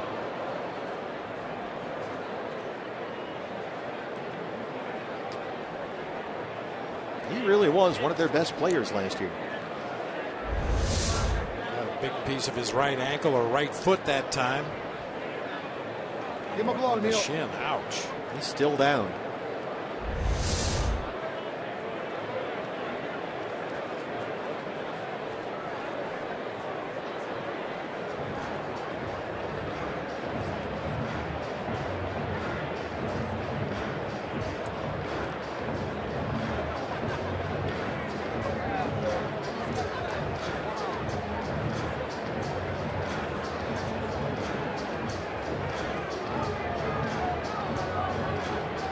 A real bounce back season last year. He was once out of a job in the LA outfield. But last year turned in one of the best seasons of his career. Hit .294 and 14 home runs. The OPS was just over .850, his highest mark in 5 years.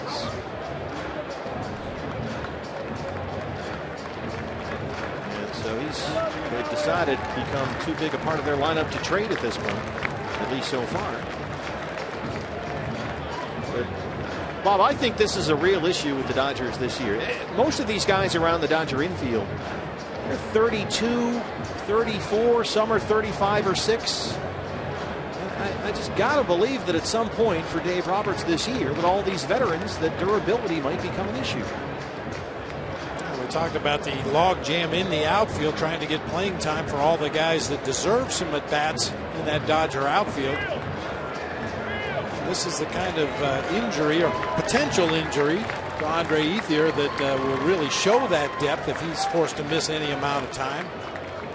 But yeah, I mean, I agree with you. Some of these guys, not that they're fragile or frail at this stage of their career, but you get older and your body just doesn't react the way it used to. You don't bounce back as quickly from minor dings and dents and injuries that you're going to naturally accumulate over the course of the season. And they have Seager at shortstop and Peterson at center and Puig and right. They've added Trace Thompson, but the bulk of this lineup is in their mid-30s age-wise, or just about. So Ethier back in there with a count of 2 balls and 1 strike. 1 out, and Thompson at third. That one gets away from Welly, and Thompson will score. 7-6 ball game. Wild pitch charged to Godley.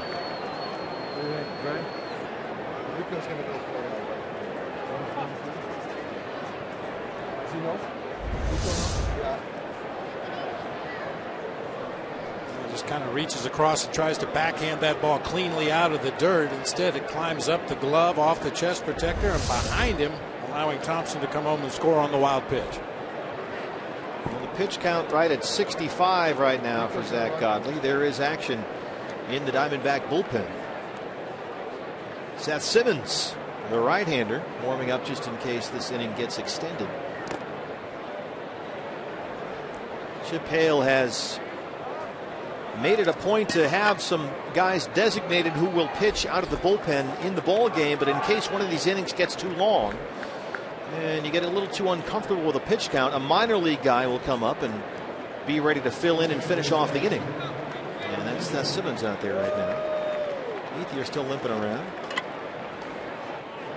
And it looks like he will come out of the ball game.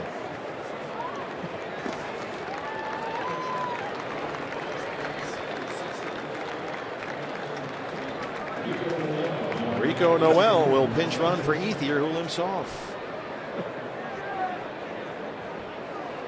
Really no upside in having Andre Ethier continue here. Let him get up in that training room, immediately get some treatments, try to limit the swelling. That one was over the head of Kendrick. Remember earlier in the ball game, Zach Godley threw one behind Justin Turner. And now one goes over Kendrick's head. And I think that Chip Hale has seen enough.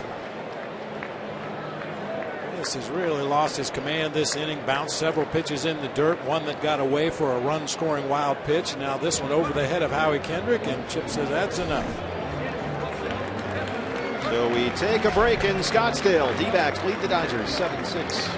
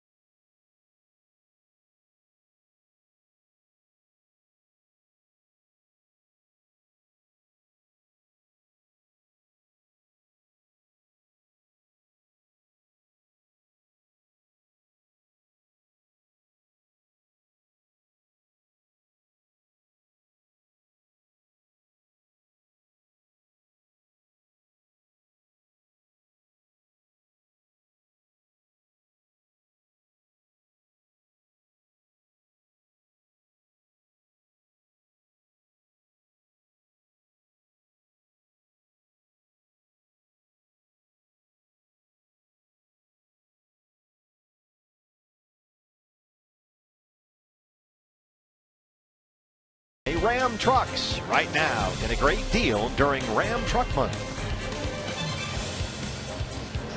Fourth inning at Salt River Fields at Talking Stick. We're in Scottsdale, Arizona. Steve Berthune, Bob Brentley, and Jody Jackson with you. Diamondbacks lead the Dodgers 7-6, and the new pitcher for Arizona is the 5'9" right-hander Seth Simmons, the product of East Carolina University, a 40th round pick by the Diamondbacks 5 years ago. And all this guy has done throughout his minor league career is get people out. You see his numbers last year, which he split between AA Mobile and AAA Reno. 53 appearances, a 2.99 ERA, 87 strikeouts in 75 innings. ERA under 3 for the season combined between Mobile and Reno. For his minor league career, his ERA is 2.78. He has averaged in his minor league career 12 strikeouts for every 9 innings pitched. He's up there in relief of Godley. The 1-0 count on Kendrick with Noel at second. There's the strike. Kendrick homered his last time up. He hit one 3/4 of the way up the batter's eye in dead center field. One of the longest home runs we've seen in this ballpark.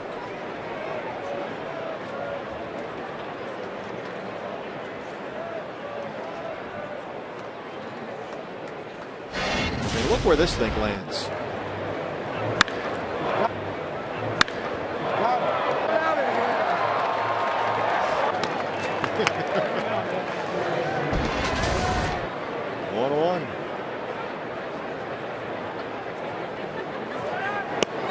takes off for third, and the throw goes up the left field line. He will score the tying run.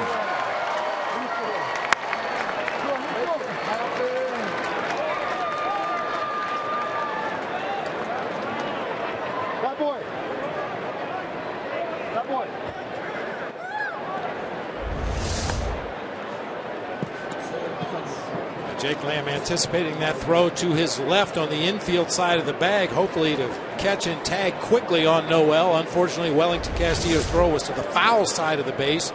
Jake couldn't make the adjustment quickly enough. Stolen base E2. That's Noel's 5th stolen base this spring. Hendrick rolls it up the middle. Ahmed is there.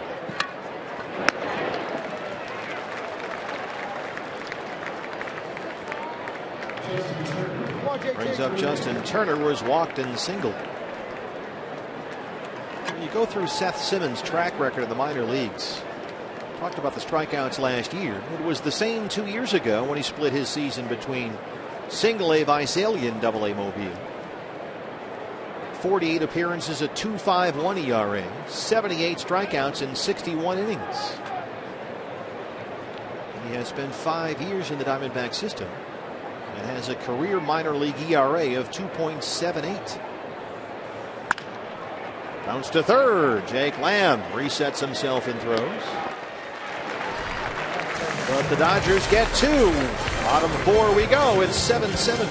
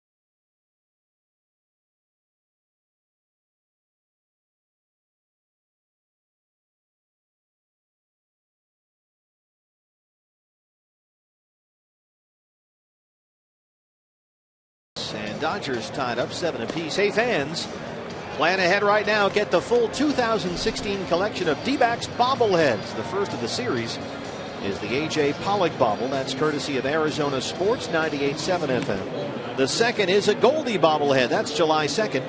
Zach Greinke on August 6th and David Peralta September 17th. Collect all the bobbleheads this year and get your tickets for those games and others at dbacks.com. Goldie will lead off the Diamondback 4th against the new pitcher for LA. It's the left-hander Luis Avila. 2-5 last year, a 4.05 ERA between the Braves and the Dodgers. His numbers this spring, his 5th appearance.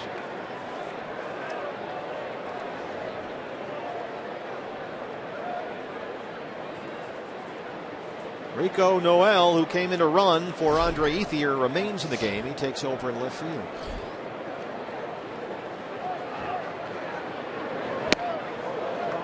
Goldie 0 for 2. Struck out his last time up.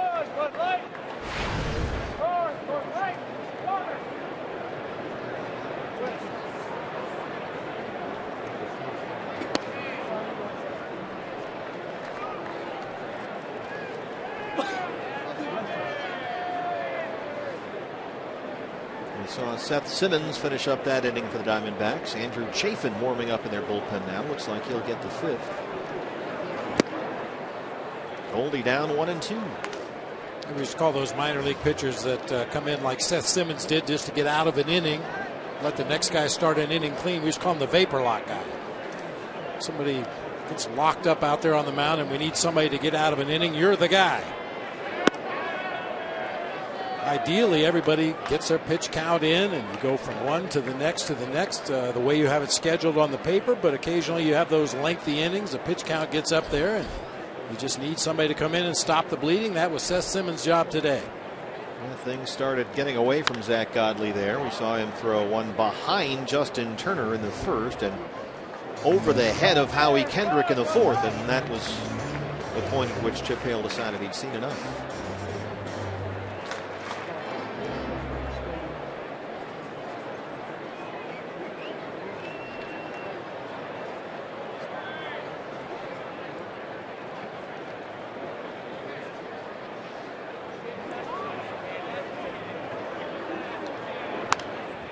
Pitching news has been almost all good so far for the Diamondbacks this spring.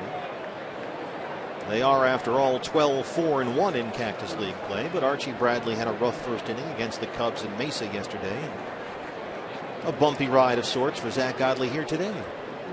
Yeah, Archie Bradley last night over in Mesa against that Cubs team, and they had a very representative team on the field. Picked a bad night not to be able to command his fastball.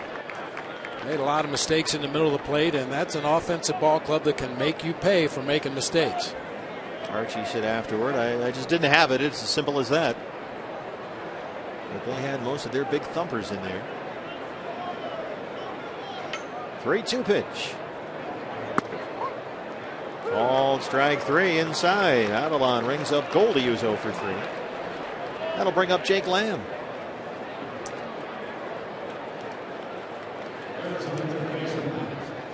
Talking about when to give Goldie a day off, which is not an easy job for any manager at any level for a guy like Paul Goldschmidt. But there were occasions the last 2 years where we saw Goldie do what he did right there, take a called third strike, which is very rare. You don't see him do it often, but when he's struggling a little bit, you see him a little indecisive.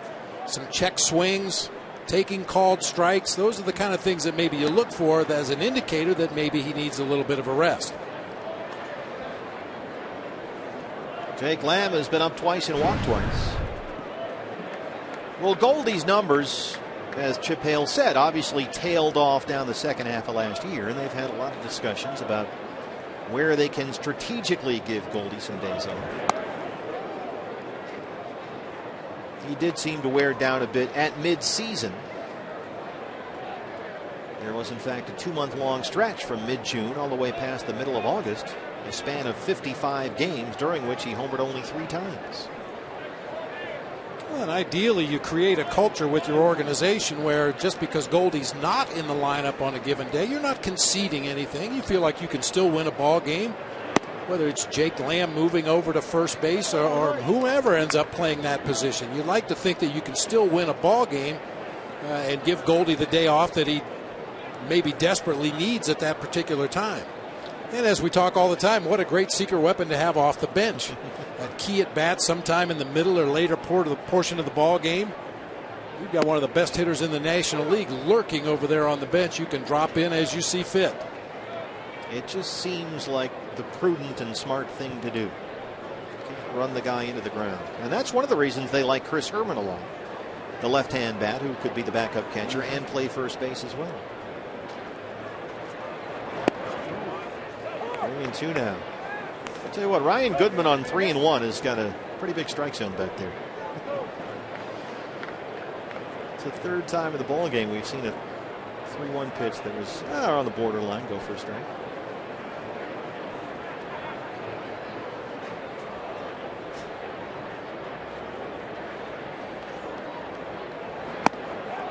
That one tied up Jake. Adelon comes in, strikes out Goldschmidt and Lamb, 2 down. Now he'll work to Yasmani Tomas. And Tomas, so far, his first game in 2 weeks, has seen 2 pitches, and he's hit them both. Got the barrel on that one. First at bat, a fastball up and in. Next time a breaking ball. He kind of jammed himself that time, but dunked it into shallow center field. 2 for 2 on the afternoon. His first game since March 4th. He's been out 2 weeks with that sore left knee. Only 5 Cactus League at bats coming into 2 today, and he swings at the first pitch for the 3rd time.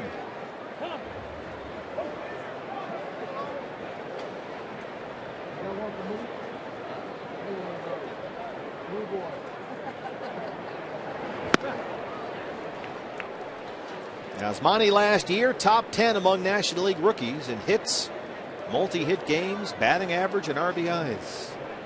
And this is only his age 25 season.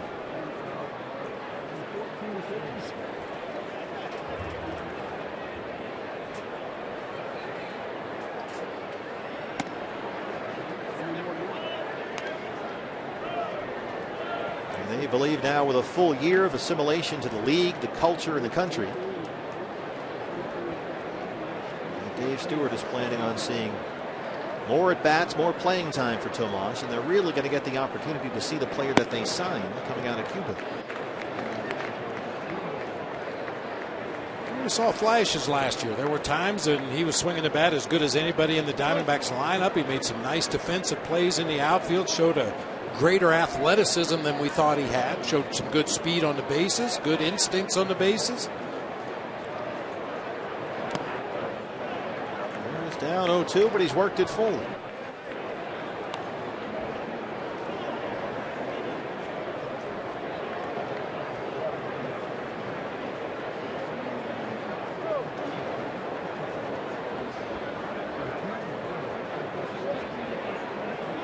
Yasmani, of course, worked very hard in the offseason with D-back strength and conditioning coordinator Nate Shaw. They worked out 3, 4, 5 days a week. A lot of hiking, some boxing, cross-training. A little bit of everything, keeping Yasmani active. And part of that was an education as well, educating Yasmani Tomas on fitness and nutrition. You know, because come out of Cuba, you don't know all that stuff, and it's got to be learned. Not only coming from Cuba, but a lot of guys even here in the United States that haven't had that kind of background in how to condition yourself, how to take care of your nutrition, your between game activities. What should you do to stay in top physical condition? Right at Thompson in center, backing up, and it's over his head. Yasmani Tomas 3 for 3. 2 singles and a 2-out double.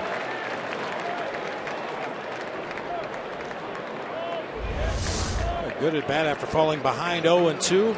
Picks on what appeared to be a high changeup up and out over the plate. Made a nice adjustment with his swing. Squared it up to straightaway center field. Chris Thompson, a pretty good outfielder out there in center. He got fooled completely by that one. It was very well hit by Yasmani. A 2-out double. And an RBI chance here for Zach Bornstein. Zach has walked twice and scored twice. You'd like to see more at bats like that from Yasmani Tomas, just to give him the confidence that he can hit deeper in a count. Sometimes a guy that is so anxious to attack that first pitch doesn't want to hit with 2 strikes, so they attack the first thing they see close to the strike zone. That time Tomas fell behind 0-2, laid off some tough pitches, finally got a ball he could drive.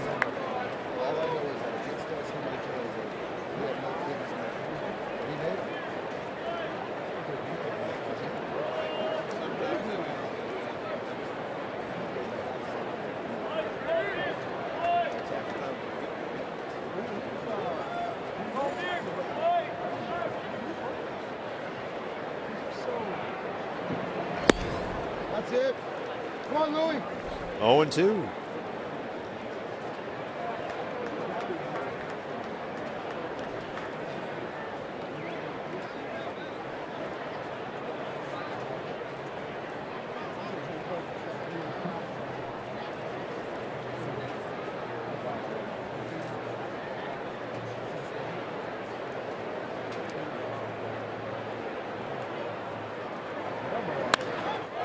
In the air, deep left center field. Thompson at the track, at the wall. He'll play it off the wall. Tomas will score. It's an RBI double for Zach Bornstein, an 8-7 D-backs lead.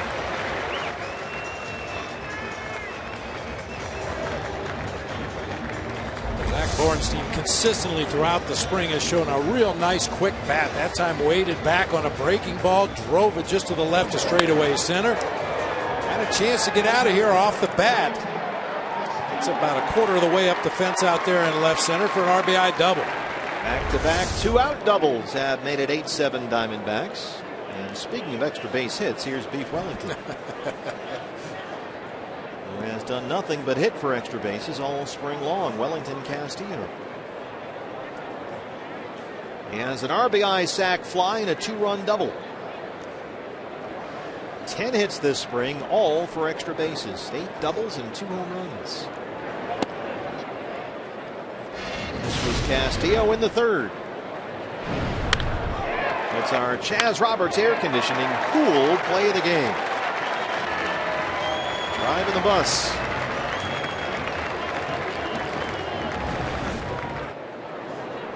Castillo with 13 RBIs this spring in 8 games.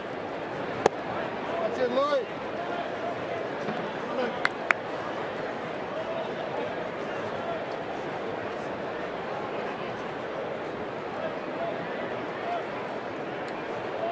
Avalon struck out the first 2 batters in this inning, Goldie and Lamb. But then doubles by Tomas and Bornstein and made it 8-7 Arizona. And now he's behind on Castillo, 2 balls and 1 strike.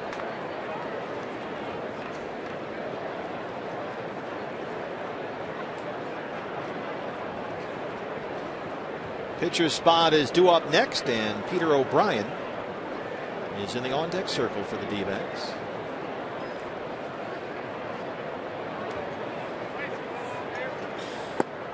Big cut at that one. 2-2.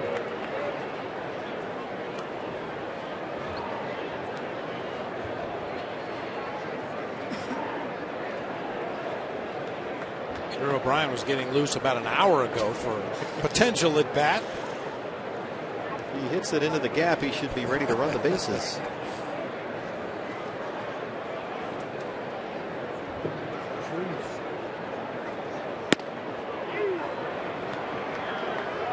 Full count, 3-2.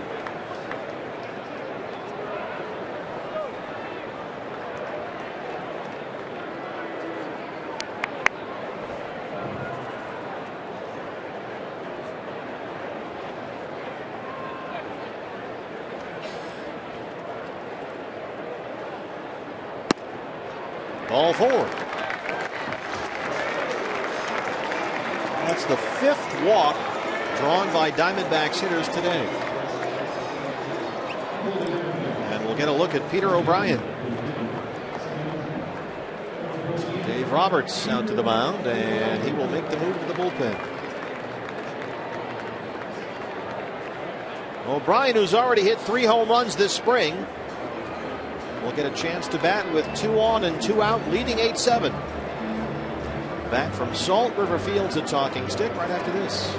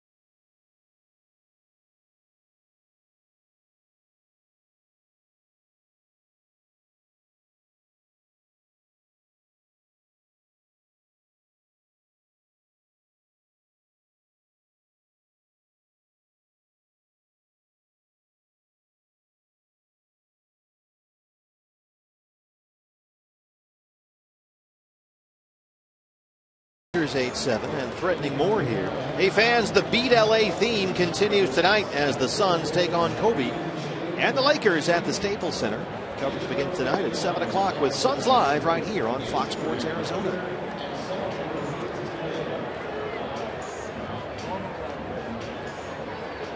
Beautiful Friday afternoon here. Ballpark full as usual. Another sellout. D-backs have Zach Bornstein at second, Wellington Castillo at first, Peter O'Brien, the pinch hitter against the new Dodger pitcher Matt West. Peter 11 RBIs in 14 games this spring, hitting .289 with 3 home runs.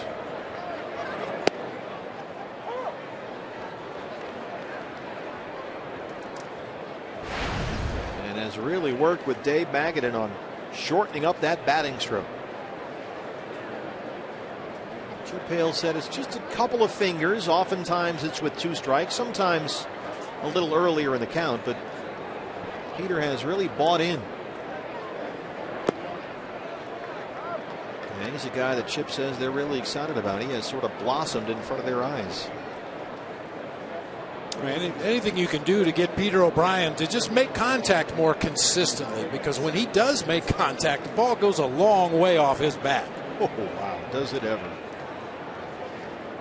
We said it before this spring. This is a guy that can mishit a ball out near the end of the bat or down near the trademark, and he's still strong enough to muscle it out of a lot of ballparks. Nice play. Good boy, Austin.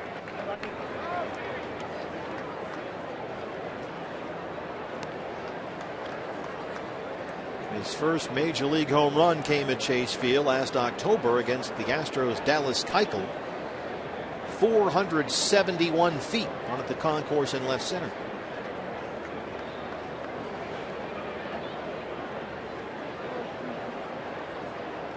Austin Barnes is back there behind the plate. It's a whole new battery for the Dodgers. 2-1 to O'Brien.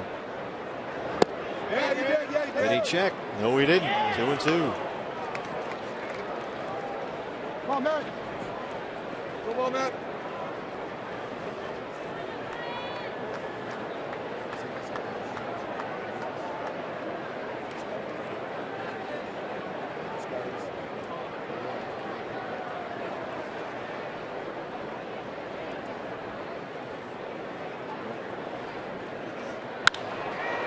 Center field for Thompson.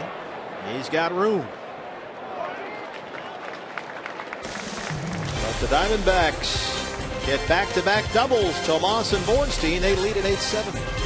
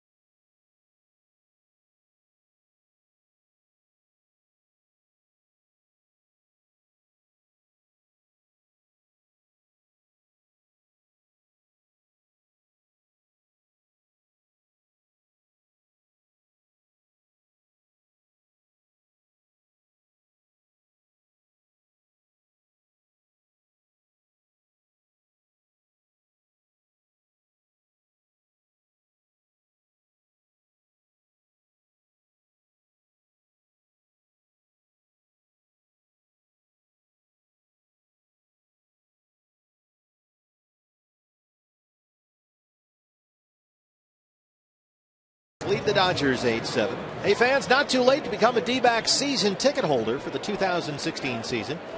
You can get tickets for all 81 home games, or you could choose from a half, a series, even a weekend plan. And remember, season ticket holders enjoy the lowest price per ticket and get access to exclusive events and experiences. Become a D-backs season ticket holder right now. All you have to do is check out dbacks.com. Diamondbacks have out-hit the Dodgers 9-7. They lead at 8-7. And the new pitcher for Arizona, the left-hander Andrew Chafin.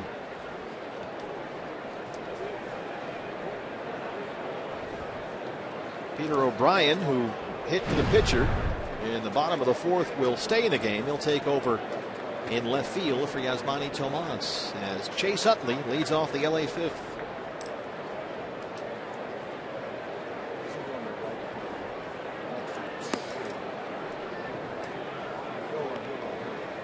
Utley had an RBI single. He scored a run in the first. He's 1 for 2.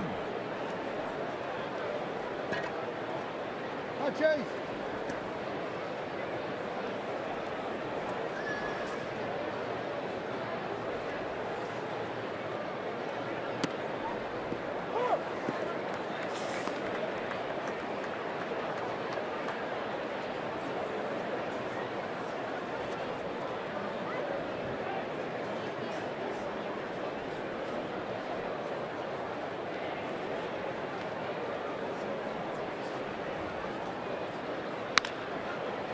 Andrew Chafin last year, second among National League rookies with his 66 appearances. He was a real important part of that bullpen last year. And among all left-handed relievers was second in innings pitched, 6th in ERA, 8th in strikeouts. Really one of the more underrated rookie pitchers in the majors last year. 5-1 record at 2.76 ERA.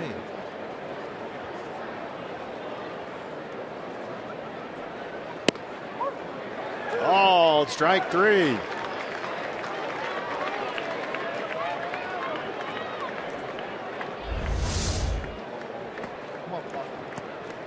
Inside fastball to Chase Utley. He's a guy that commands that inside corner pretty well throughout the course of his career, but couldn't pull the trigger that time.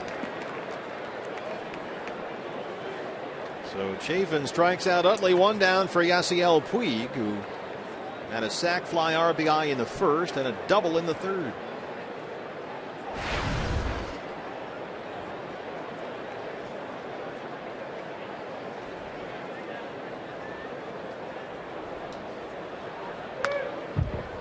Oh, y'all say, baby.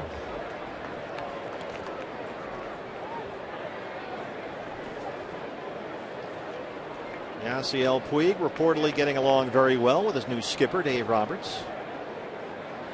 Roberts said publicly this spring he and Puig had a good sit-down discussion. And he said, look, forget what happened under Don Mattingly. I know there were some issues. Just wipe the slate clean, start anew. And that has been his message repeatedly to Puig all spring long. Let's just start fresh. So he's got a clean slate here this year. Yeah, that and show up on time. Well, there is that. Well, he came up with an idea for that. I don't know if you heard. He was going to get a helicopter. Oh, why not? Yeah, and fly to the games, just like Kobe does to Laker games sometimes. Or so I'm told. But there was a little problem with that. You can't do it. He called a friend in Miami. You know the guy, you've seen the cars that Yoenis Cespedes has been driving at Mets camp? Sure. The guy that designed all of Cespedes's cars that has a shop in Miami. So Puig called him, and he wanted to get a helicopter that was customized so he could fly to Dodger Stadium. He's got himself out in center. Evan Marzilli with a nice diving catch. He can go get him out there. And he takes a base hit away from Puig. That's about as good as you can do it out there in center field. That line drive hits straight at you. Marzilli with no hesitation comes straight in on that ball. All outfielders will tell you that is the toughest play. The line drive hit right at you. And Marzilli made it look easy. He does a really nice job out there. 2 down for the former ASU Sun Devil. It's Austin Barnes, who's had a very good spring. He's hit 4 home runs. Took over behind the plate for Yasmani Grandal. They've also had Barnes playing some other spots as well, trying to create a super utility situation. Spent most of last year with their AAA team at Oklahoma City. hitting .333 in 13 games this spring. Hit .315 in AAA last year. So anyway, Puig called the car guy to get a helicopter. That was going to be his solution, because he was always late with the traffic, late to the ballpark, missed batting practice. That got to be a problem. But the Dodgers had to tell Puig, look, federal law prohibits any aircraft landing on Dodger Stadium premises. Anybody, even you. So they had to cancel the customized copter. Sounded like a good idea. Yeah. Puig could just fly himself into the game. It'd be a lot cheaper just to get an alarm clock. Wake up a half an hour earlier, knowing you're going to be driving in LA traffic. There's that. Got to arrive in style, though. I just wish we could have seen the customized, tricked out helicopter that they came up with for Puig. I guess he wanted to have his name on the side in big letters.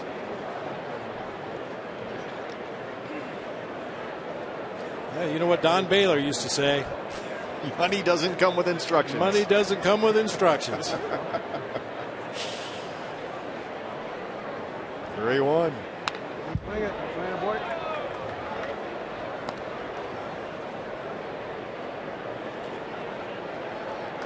I have a feeling we're going to see a lot of Austin Barnes over the course of this year. Began his collegiate career at ASU as an infielder, and just before his sophomore season, he became a catcher. Come from a baseball family. His uncle is Mike Gallego. Called strike 3. Andrew Chafin, a 1-2-3-5 with 2 strikeouts. Diamondbacks lead the Dodgers 8-7.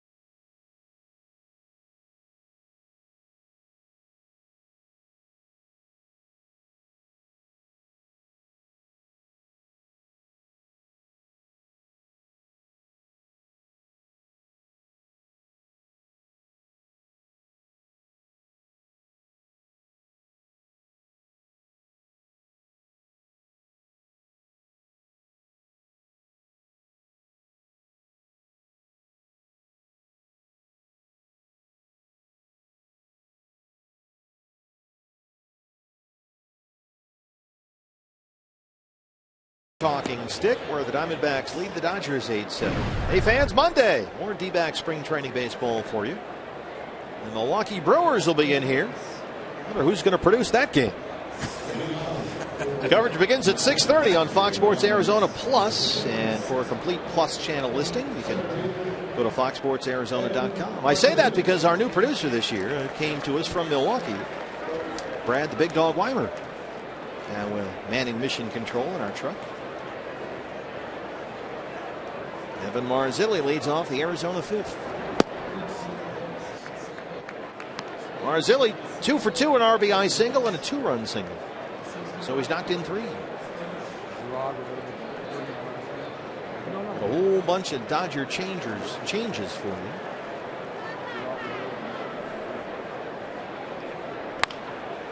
Bounce to second. Brandon Hicks is there. 1 away.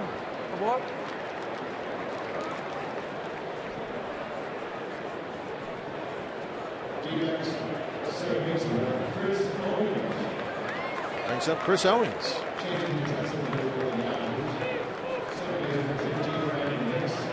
He's going to go play left field with the pitcher. CO 1 for 3, a single in the second.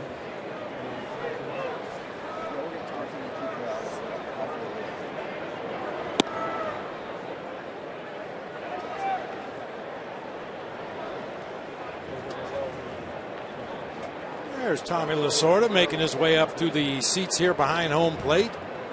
He saw the multiple changes by the Los Angeles Dodgers defensively and decided it was time to head up to the lunchroom.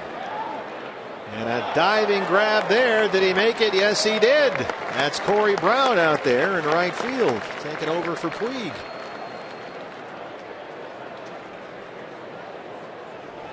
Well, half the team just left. They went out to the bus in center field, so Tommy's going to hitch a ride, I guess.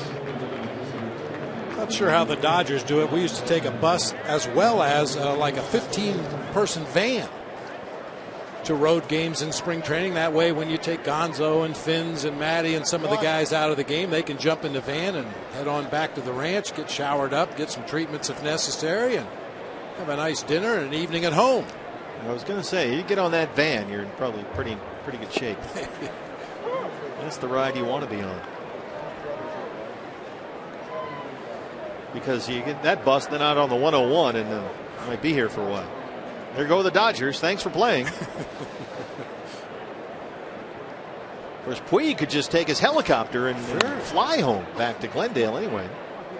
Hernandez at short. And Bellinger can't keep his foot down on the bag. Ahmed's aboard.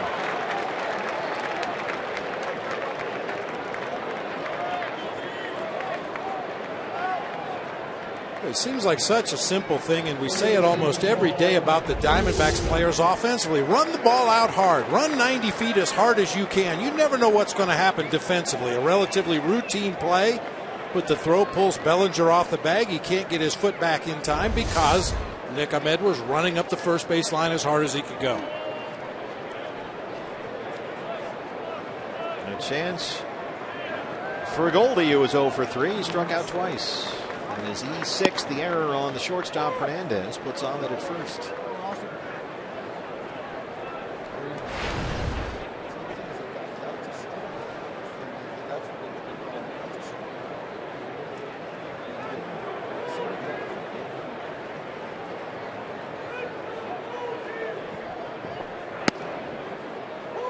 Oh, 2.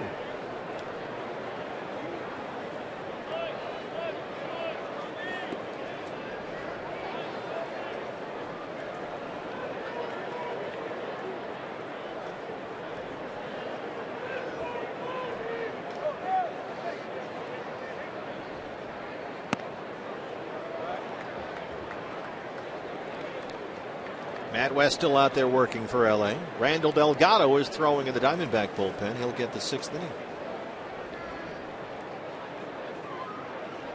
Here's Randall.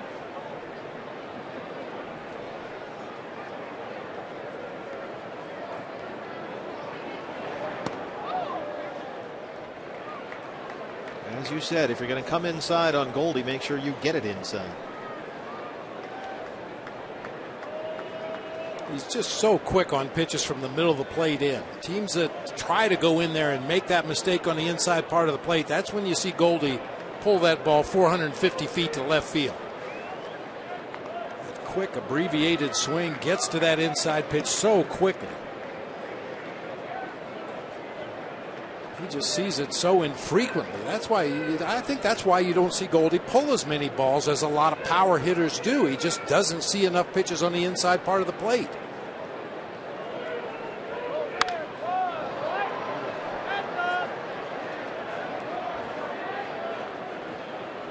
It generally works out with his tremendous power to right center. But you're right, you know. Think about all the Goldie home runs you've seen. How many of them have been pulled down the left field line? Not too many. Not very many.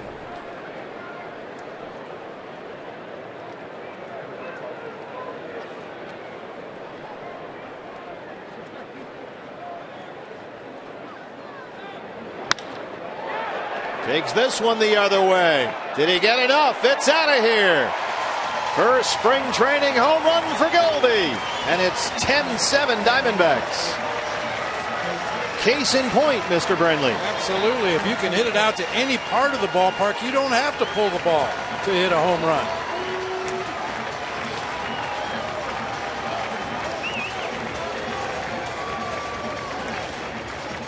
It won't be much of a surprise anymore because pitchers have seen enough of Paul Goldschmidt, but he has tremendous plate coverage. He can go off of that outside corner and still barrel the ball up to the opposite field like he does right here.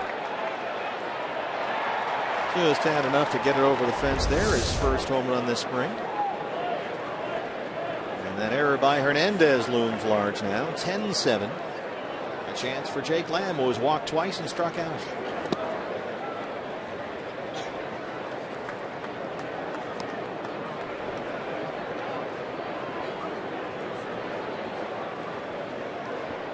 Talk about it all the time. We just heard it, that Goldie sound. Just sounds different off the bat. Off the mound, right to Hernandez, and they retire Lamb. But Paul Goldschmidt hits his first of the spring, a 2-run homer. And through 5. There's that Goldie sound. The Diamondbacks lead the Dodgers 10-7.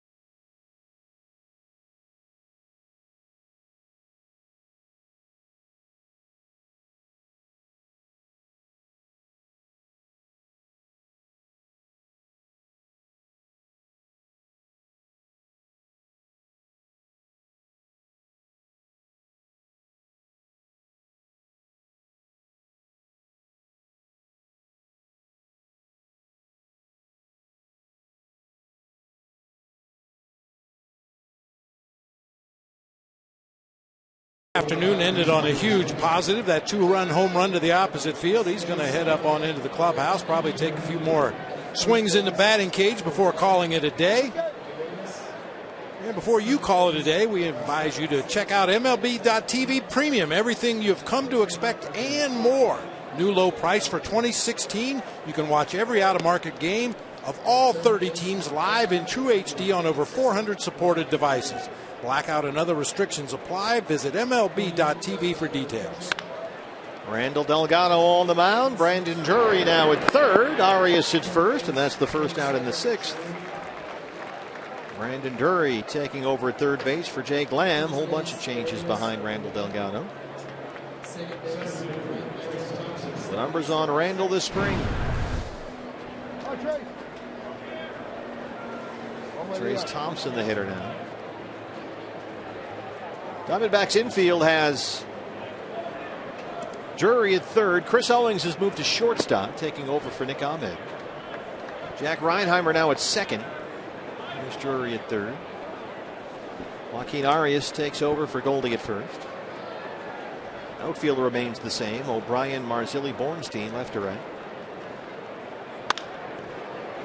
That one on the other side of Delgado. Owings charges and throws him out. Nice play there by CO. Some COD. And the new catcher for the Diamondbacks behind the plate, Dan Rolfing. Nice range by CO going up the middle of the field. Kind of got a squirrely hop right there at the end, but stayed with it nicely. Unloaded the ball quickly to Joaquin Arias for the out. Nicely done. Pitcher spot due up for the Dodgers. Leon Herrera, the former Milwaukee Brewer. Strike one. Herrera back with LA after 2 seasons in Milwaukee. He's hitting .280 in 14 games this spring, including a home run.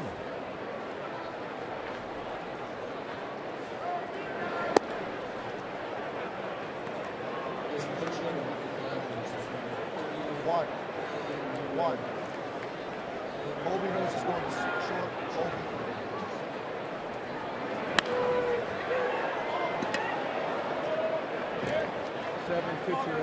Very good job here by the Diamondback bullpen. Seth Simmons got the only 2 batters he faced in the 4th.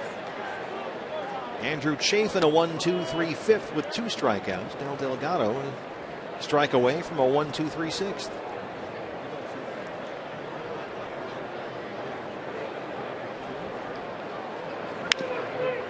I think that's a big key for the Diamondbacks' success this season is what that bullpen is able to do when the starter has a rough day like today or like yesterday against the Cubs.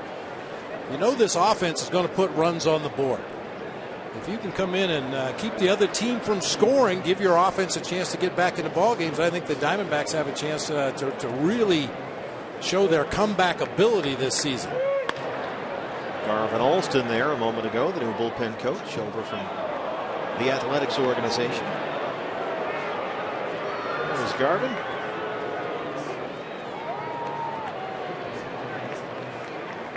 Mike Butcher, the pitching coach.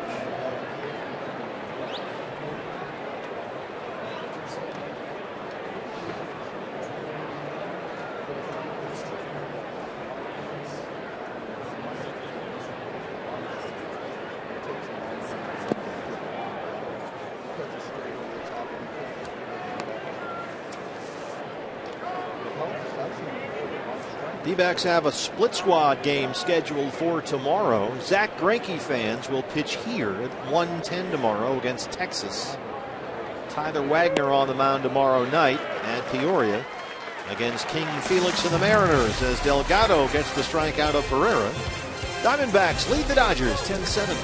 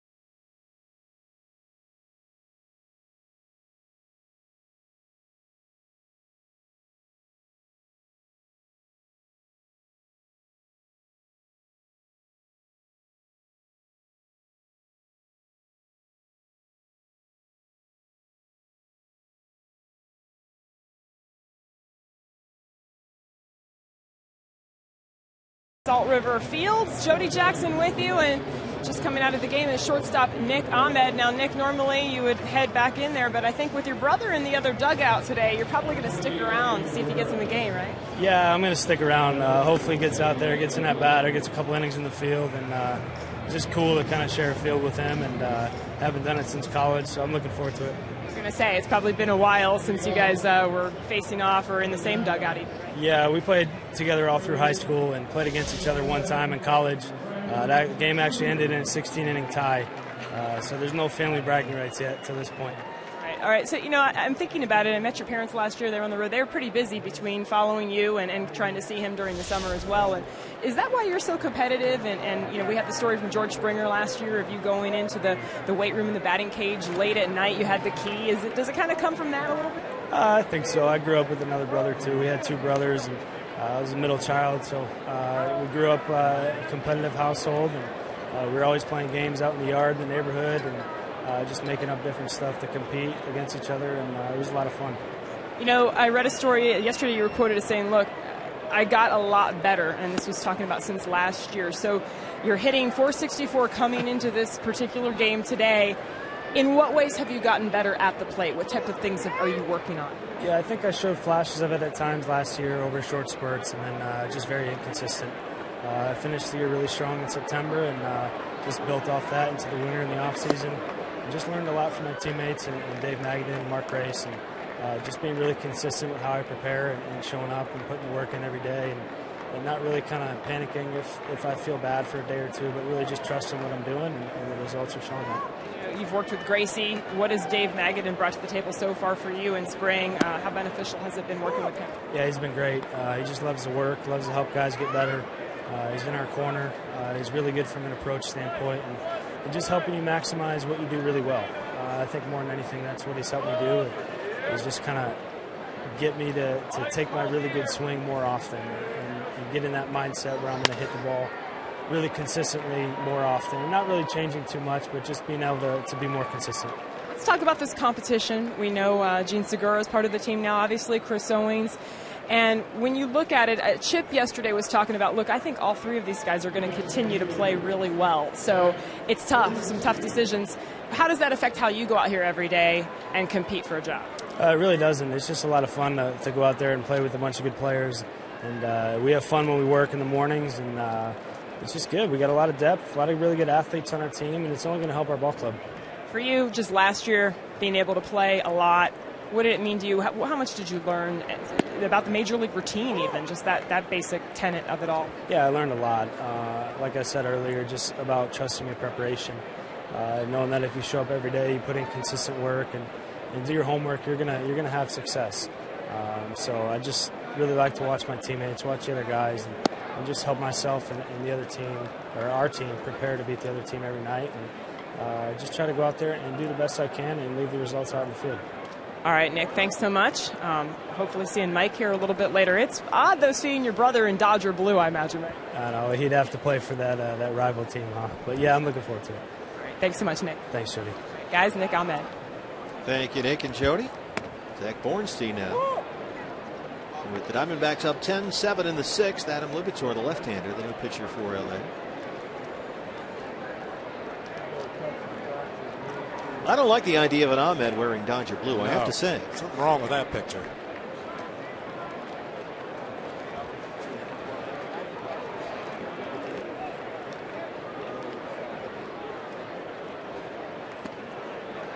Nice scoop back there by Austin Barnes. Looked like an infielder on that one. Like a goalie.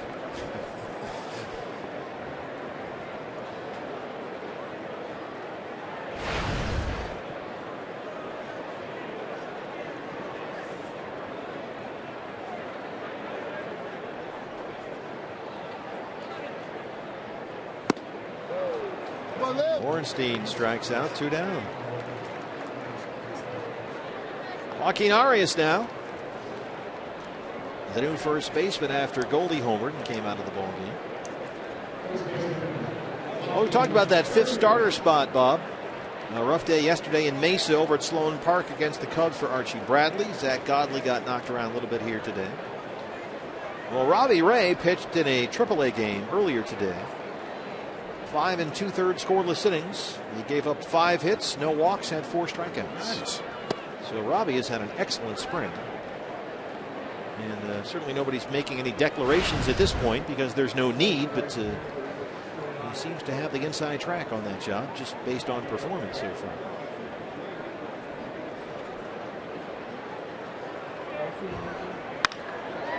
Arias drives that out toward Brown, right field corner, and he makes a running grab. A 1, 2, 3, 6. 7th inning coming up. Diamondbacks lead the Dodgers 10-7.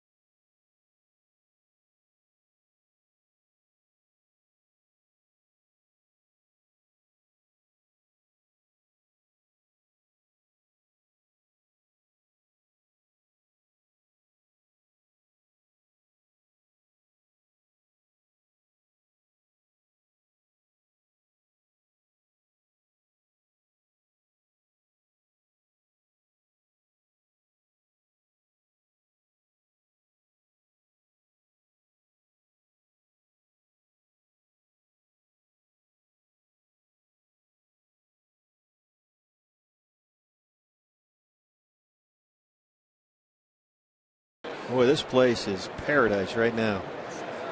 Out on the berm here at Salt River Fields, Talking Stick, Diamondback Spring Training Baseball. This is the Fried family with Gonzo BB. Cullen Maxey on the left there from the Diamondbacks offices. They were our millionth fan through the gates here at Salt River today. They got to throw out the first pitch and meet everybody. So congratulations. Absolutely. 1 million fans here in this ballpark. Good idea. Did you draw a million at Tucson? On that base. Not yet. It's still going. This place is a palace. Noel now in center field for the Dodgers. Leads off their 7th inning against Randall Delgado. Back out there for his 2nd inning appointment. D-backs bullpen quiet at this point. Peter O'Brien, come on in, Pete. There it is. Peter O'Brien, a nice slide and grab in left field.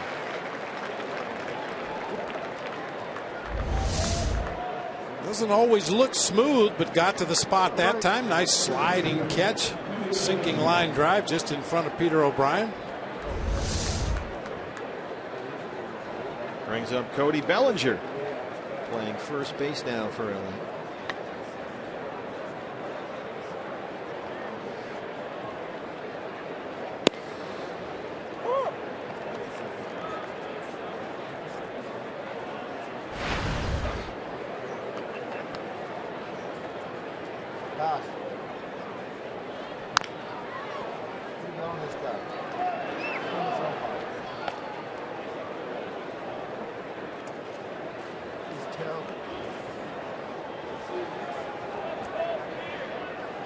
Andrew Chafe in 1 inning for the Diamondbacks. Randall Delgado going 2 here.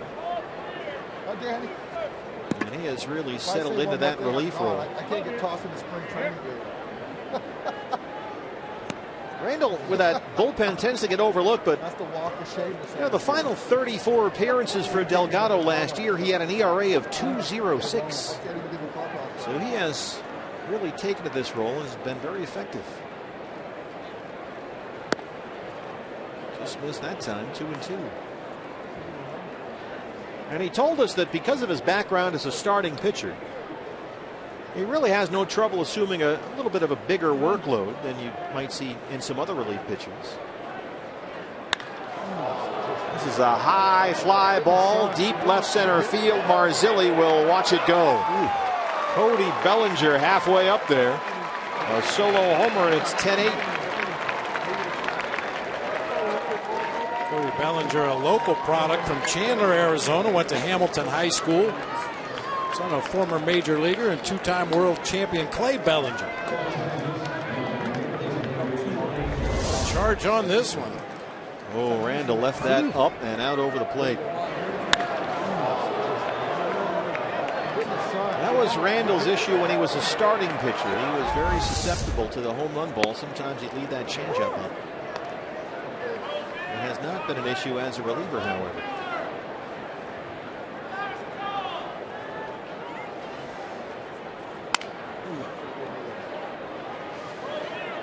Sedgwick now took over at third. Dodger regulars are on the bus back to Glendale as we speak.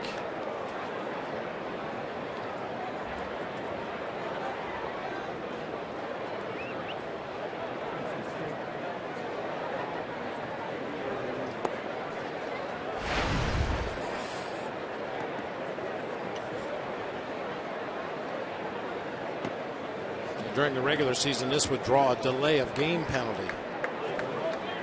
During the regular season, the bat boy is required to bring a second bat up into the on-deck circle just in case the batter happens to crack or chip or break his bat.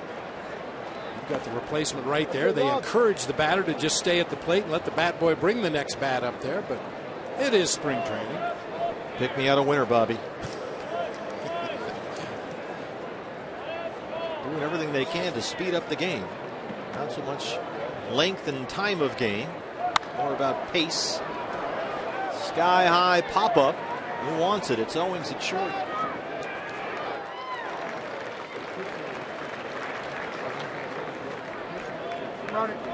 And that has been a big theme in the offseason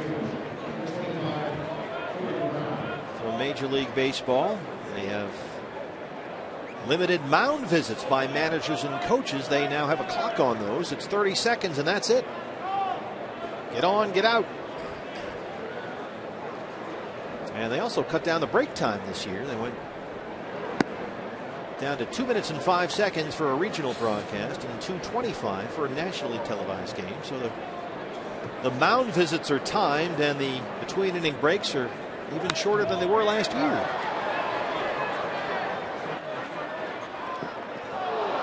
Coaches could have caught that one. Yeah, because of that 30-second time limit on visits to the mound, you'll see some pitching coaches sprint out to the mound this year. I'm not sure some of them can, frankly. As close to a sprint as they get. In all seriousness, that seems a little unfair. Some of these guys are not young guys, and then you might get out there could be a language barrier. I'm not sure 30 seconds is enough. 45. What you could do is get one of those old bullpen carts, like the big hats that they used to put on the golf carts in the 70s and drive the coaches out to the mound, drive them back. You'd have to have a little garage next to the dugout. Sure, you could trick that out. Puig could fly his helicopter, land on the garage. Brandon Hicks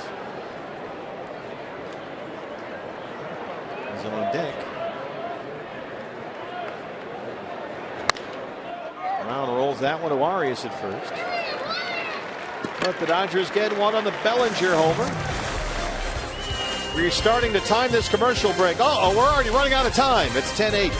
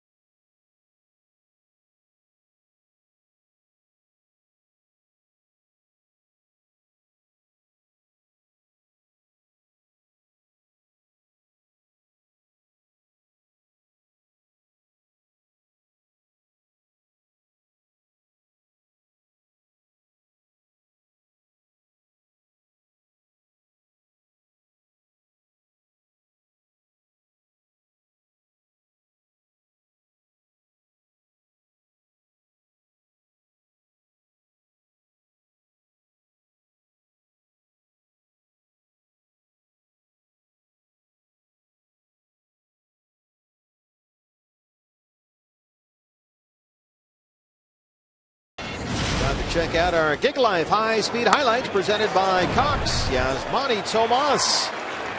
This double in the 4th inning. Tomas had 3 hits today. Zach Bornstein, Wellington Castillo, everybody getting in on the act. A Goldie home run. And the Diamondbacks have put up a 10 spot here. Well, we told you at the top of the show the Diamondbacks leading the Cactus League in just about every important offensive category, and it continues here today. Another double-digit run, double-digit hit day. And we're not even done yet. You know who else is not done? Jamie Wright, the 19-year Major League veteran who did not pitch last year, is back. He has worked 3 1/3 innings this spring. These are his numbers from 2 years ago. As an LA Dodger, he made 61 appearances. He decided, you know what, I don't think I'm done. I'm coming back. So here he is. Over 2,000 innings in the major leagues, going all the way back to 1996, his first taste of the big leagues with the Colorado Rockies.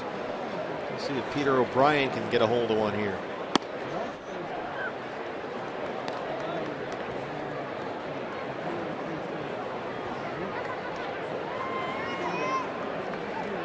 Peter flying out to center in his first at bat.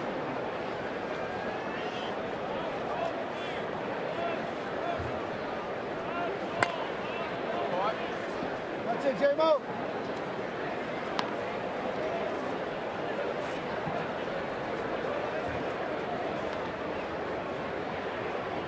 Jamie Wright.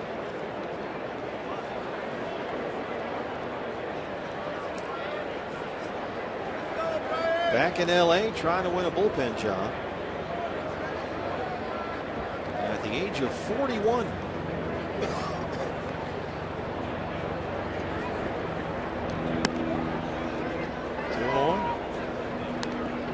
Sinker slider changeup combination from Jamie Wright.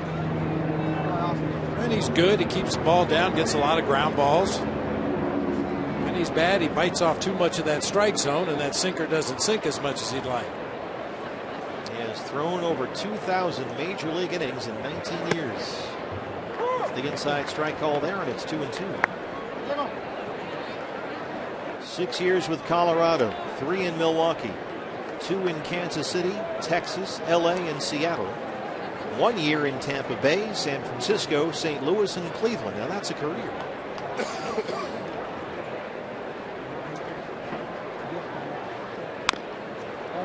That's a lot of duffel bags in the garage. They pile up, huh? Every year at the end of the season, you pack up all your remaining gear in the clubhouse and take it home with you. And more often than not, for Jamie Wright, he's been with a different team the next spring. Quite a collection of duffel bags and undershirts, every color you can imagine. He was signed after spring training already began. Didn't pitch last year after he was released by the Rangers, and he rings up Peter O'Brien. What happened was Jamie Wright, he's from Oklahoma City originally, was down there near Dallas. You know who else is from there? Clayton Kershaw. And in the offseason, those two guys would get together just to play catch and loosen up. And so Kershaw calls over to Jamie Wright, say, you want to be my throwing partner again this winter? He says, well, sure, I'd love to. So they go out, and he said, you know what? First time felt pretty good. Second time felt even better. Evan Marzilli, that's off the glove of Hicks and into right center. Marzilli hustling in there for second. And he's got a double. Evan Marzilli, 3 for 4.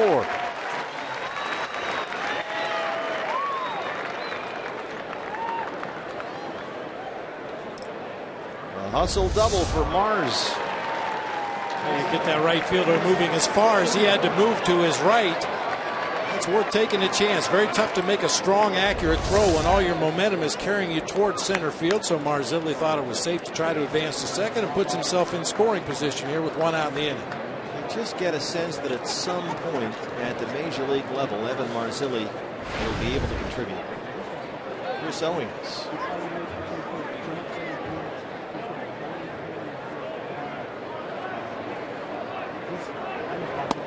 Look out, CO. But anyway, Jamie Wright was warming up with Kershaw in Dallas just to stay loose, as guys do a couple of times a week. And every time I went out there, it just felt really good. White said, you know, I just want to keep going. I want to take it through and see how it feels. So he had his agent call a couple of teams. Dodgers were one of them, and now here he is.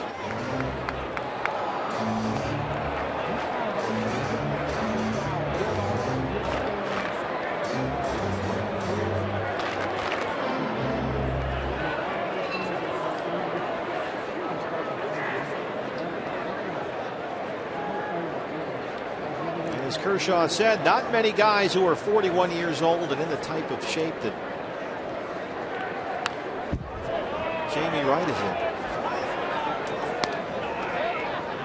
Gotta be tough coming back at 41 after a year off and get big league hitters out.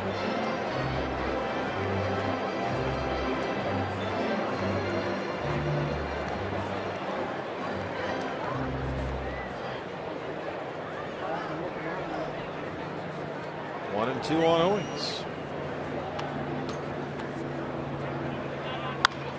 Fights it off and rolls it into right. Matt Williams waving Marzilli home. The throw from Brown is not in time. Evan Marzilli makes it in. The RBI for Owens. 11-8 Diamondbacks.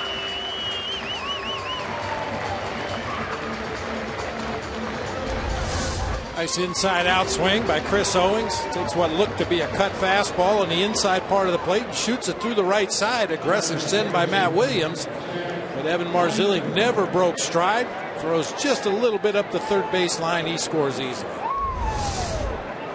Marzilli runs well even after that ankle surgery last year. 12 hits now for the D-backs. 11 runs. Owens at first with a 1 out. It's Jack Reinheimer. And there goes CO. That's his 5th stolen base this spring.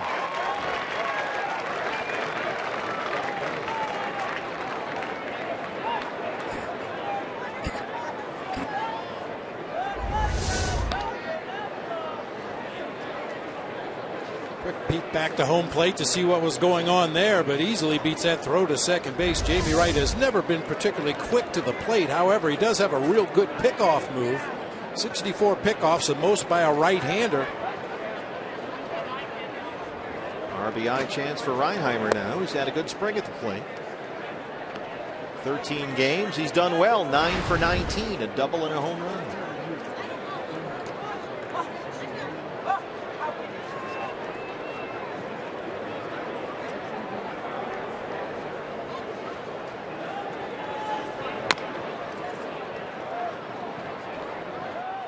That rolls foul.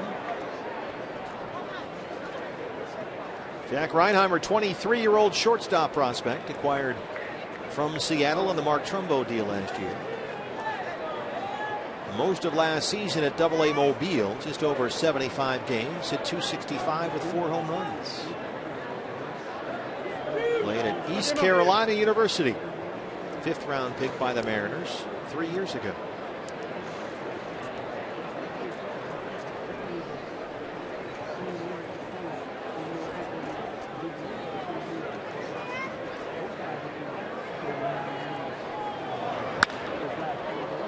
Fly ball out to Herrera in left.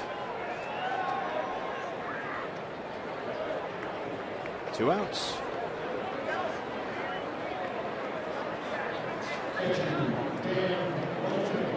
The catcher, Dan Rolfing.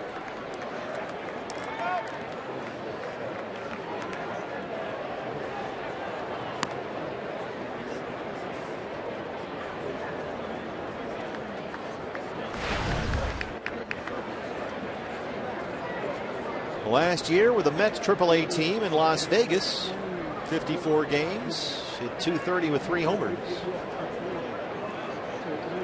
Out of Oakville, Missouri, a 14th round pick by the Twins back in '07.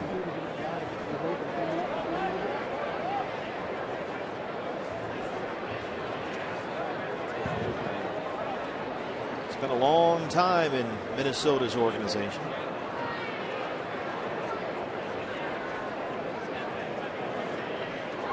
The last 2 years at the AAA level.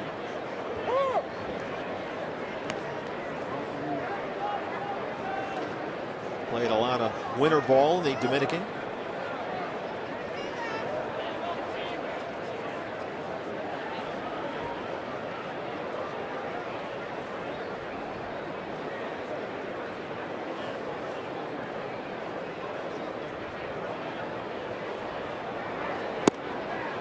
Well, that winter ball for a lot of guys who have played many seasons in the minor leagues, not only do you get some exposure, you get to play in front of some more eyes, you get more at-bats, more experience, but you make a little dough down there. You know, when you're trying to get by on a minor league salary, that winter ball, a couple of months of good money down in the Dominican or Puerto Rico or Venezuela, that really helps those minor league guys. Called strike 3. Evan Marzilli the double. Chris Owings the RBI single. Through 7, Diamondbacks lead it 11-8.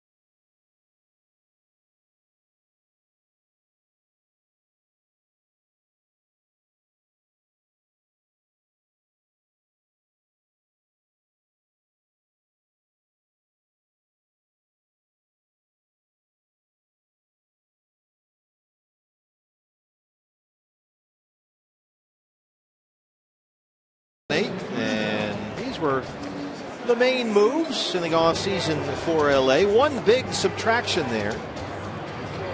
Bottom right-hand column. Yeah. That's a tough guy to replace. Don Mattingly, of course, down in South Florida this year. Took over the Miami Marlins. Got to figure out a way to make up for those Zach Greinke wins that won't be there this year. RJ Hyverly, the new pitcher for the Diamondbacks. Brandon Hicks leads it off. Looks like Jody is standing by with Chris Owings. Hold on there one sec. Vargas has it, the new shortstop, one down. Jody. That's right. CO coming out of the game right here. 2 for 5 today. You have 5 stolen bases now during the spring with another one right there. How is the spring for you? We know after the shoulder injury that it was going to take you some time to get back and fully healthy. How do you feel this spring? Feeling good, like you said. Legs are feeling good, and it's always something we're working on, whether it's in the season or in spring, of working on our jumps, and that's a big part of our game is getting that extra base and going first to third.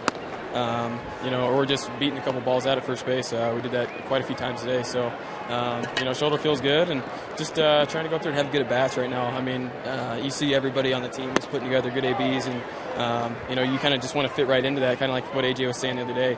But other than that, everything's going good. Jake Lem said he's trying not to compare himself to too many other guys on the team because everyone seems to be doing so well at the plate right now. But the competition, Segura, yourself, Nick Ahmed, do you thrive with that? Do you enjoy that competition in spring? Yeah, I think it makes everybody better. Whether it's just ground balls in the backfield or coming out here and whoever you're playing with, whether you're playing with Nick or Gene or Phil out there, you just go out there and just compete. And I think everybody's making each other better, which is probably the main thing. And, like you said, everybody's hitting 500, 600, so you're going out there just trying to compete. 24 years old, and, when you have a year like you did 2 years ago, do you feel like you have to prove something, even though, like I said, you're so young? Yeah, Last year, I've talked to tons of people that have had that injury and just said, give it a year and then come back and then, you'll kind of just kind of get your feet back under you. And I'm not, focusing on last year too much. I spent a lot of time this offseason working on my swing and just trying to get back to, some of the basics and staying inside the ball. And I think that's really paying off right now in the spring. You talked to a lot of people. The one guy a lot of people point to is Matt Kemp because of the relationship there with Dave Stewart. Did you talk to Matt at all? No, I didn't talk to any big names like that. Even Dave Magadon, our hitting coach, he had the same surgery. I've talked to Tony Sparachica, that our minor league fielding coordinator. He had the same surgery, and it's just a process to kind of get through it. And it was just a good off season to kind of get back to working out. And like I said, started hitting early, and swing's feeling good. For you guys as a team, I mean, to be able to put this spring together, again, Jake, Lamb, Nick, a lot of guys are saying it's just a lot of fun right now. It makes you want to carry it into the season, but the confidence is something that helps, right? Yeah, exactly. I mean, some of these day games where you got Zach Greinke pitching for you, Shelby, Corbin, Robbie Ray, and Archie, all these guys that are rolling out there. It's fun to go play defense behind them, and then I think the offense is something that, we're kind of confident from last year that we can just go out there and when you got Gene leading off the game and hitting the homer or hitting a double, it gets the game rolling. And like I said, just having fun, not putting a lot of pressure on ourselves. And I think we're doing a good job of, doing the little things. We've made an emphasis of moving the guy over, or stealing the base, or getting the guy in from third with less than 2 outs. So I think we're doing all those things correctly, and that makes it a lot more fun as well. Chris, thanks for the time. Appreciate it. Yeah, thanks, Jody. All right, guys, we'll send it up to you. Thank you, Jody. Thanks, CO. The battle continues.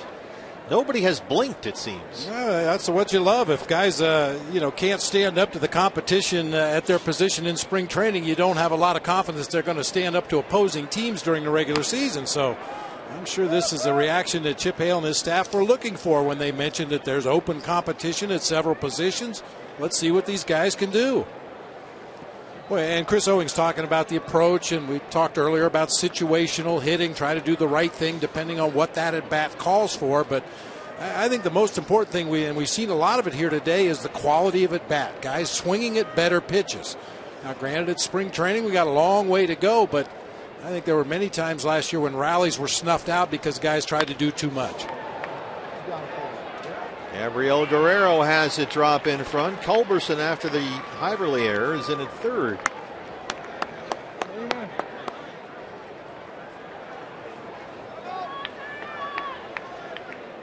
There's an old saying, goes all the way back to Little League, a walk's as good as a hit. Now, there are situations where you need a hit to score a run, but as a general rule, walks are a good thing.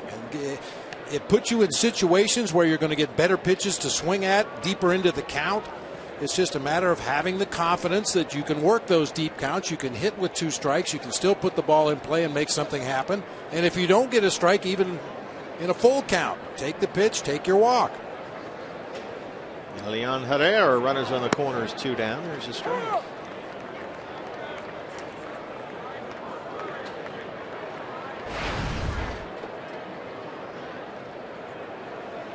R.J. Hiverly getting an inning of work here out of the Diamondback bullpen.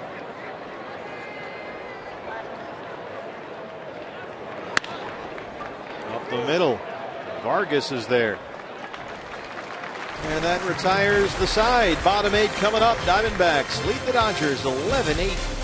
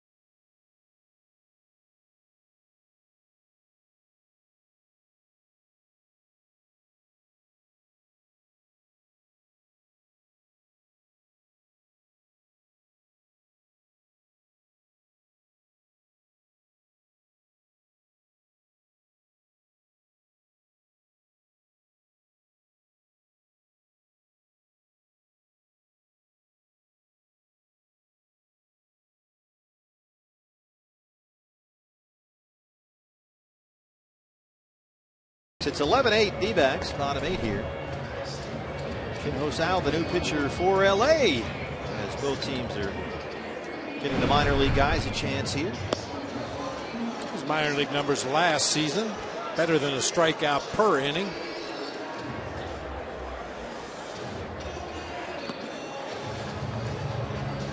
Never seen Sal before, but I'm willing to bet he's got some dipsy-do in his delivery. A little hesitation, a little maybe? Something, yeah. He's got a little something for you.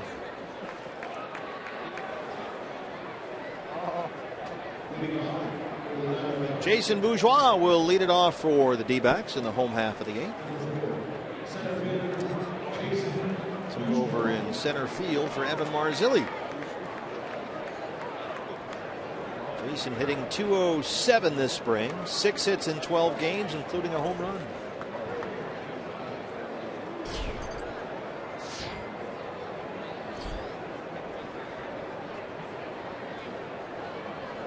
There it is.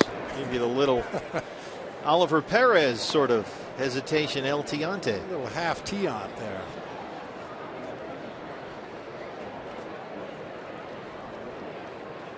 Usually it's a pause at the top of the leg kick, but this is a turn. Bourgeois lines it right to Noel in center for the first out.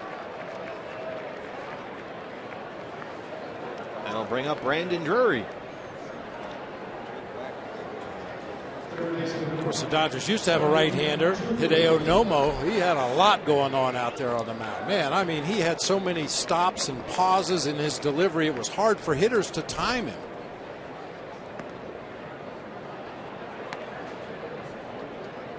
Looks like Silvino Bracho is warming up in the Diamondback bullpen. We'll see him work tonight. Brandon Drury, what a spring. 6 doubles, 2 homers, 8 RBIs in 12 games. He has been a hitter up there.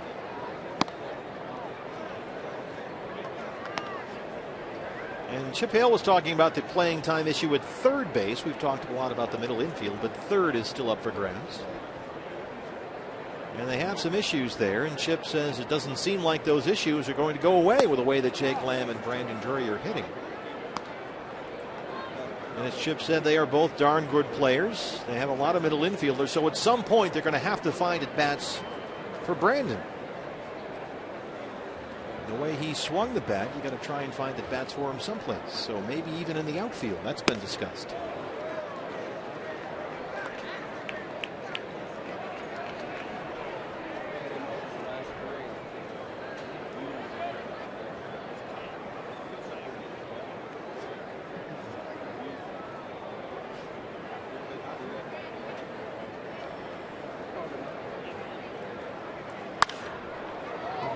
In the air, right field for Brown.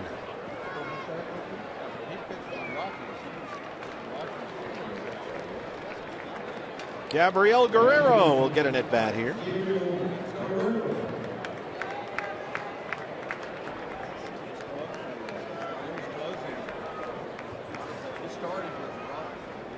.292 with 8 RBIs. He's doubled twice and homered.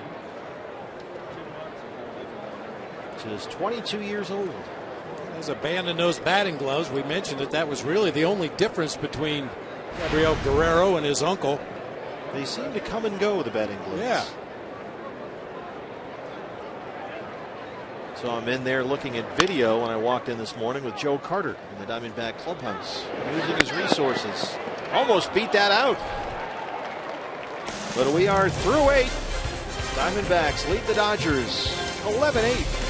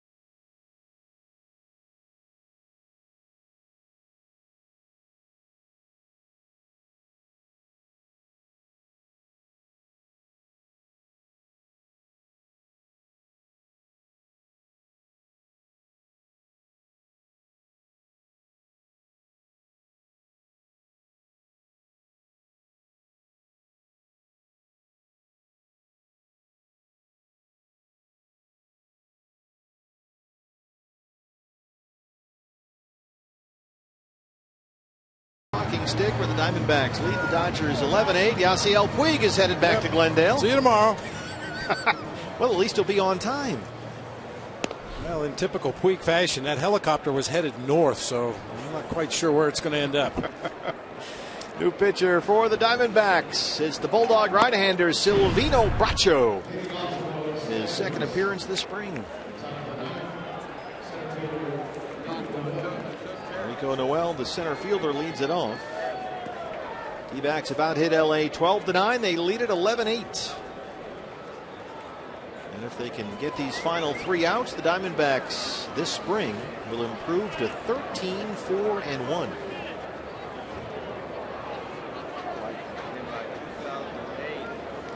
And maintain their hold on the Cactus League lead.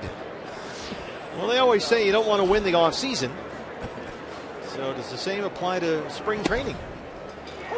We talked about that our last game. In fact, most of the teams that had the best record in spring training last year wound up in the postseason. So that bodes well for the Diamondbacks and Chip Hale this spring.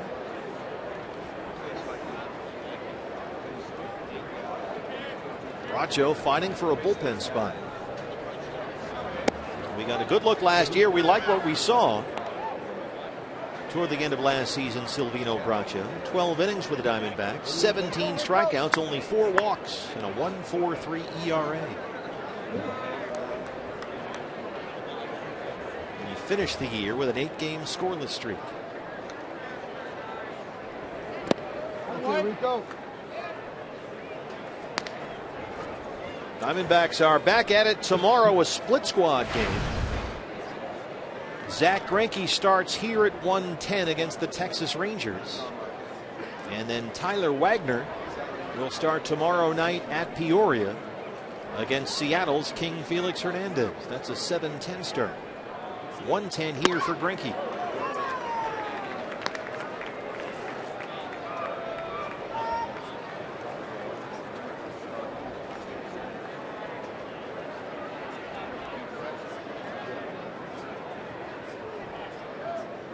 That game, the early game, the Greinke start against Texas, will be on the radio. You can listen to the Governor Greg Schulte and Tom Candiotti, 98.7 FM. This sends Guerrero to the corner and right, and he runs it down. Gabriel Guerrero with a nice running grab.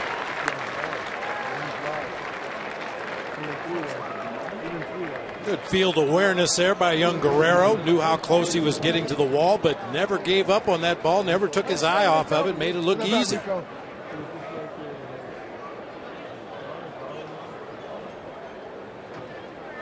Cody Bellinger, a long home run to left center field his last time up off Randall Delgado.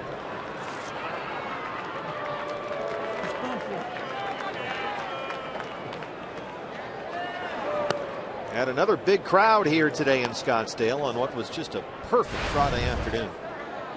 Not a cloud in the sky, bright, sunny, not too hot. 13,411, including our millionth fan. Honored by the Diamondbacks before the ball game. Got to throw out the first pitch. 1 million fans to the turnstiles here at this amazing facility.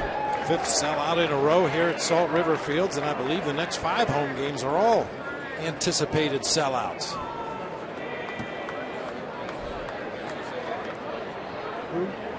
We have back-to-back TV games for you on Fox Sports Arizona next week. Back-to-back night games, in fact. Monday and Tuesday will be on TV.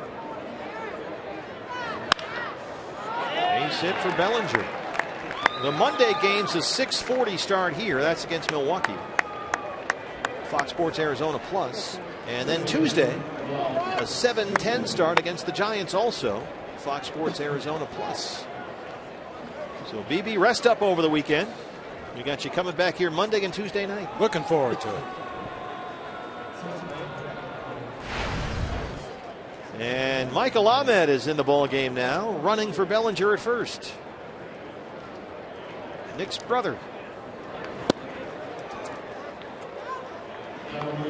There it is, an Ahmed wearing Dodger blue. Something just, it just doesn't, I don't,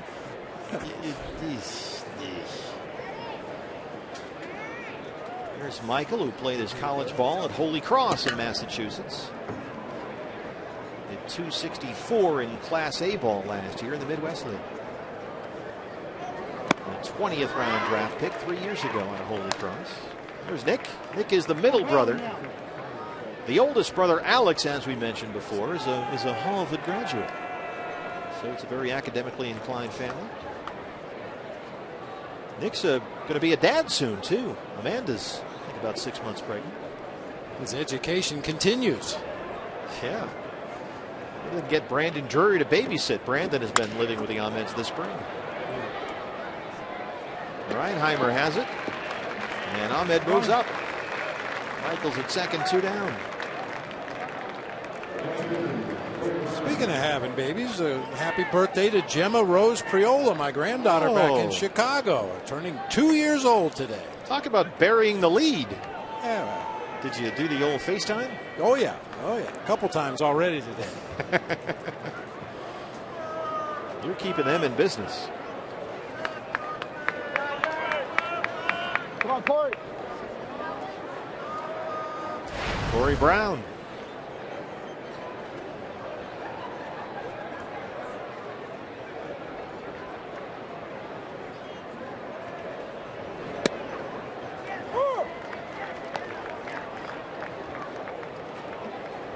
Come on, Corey.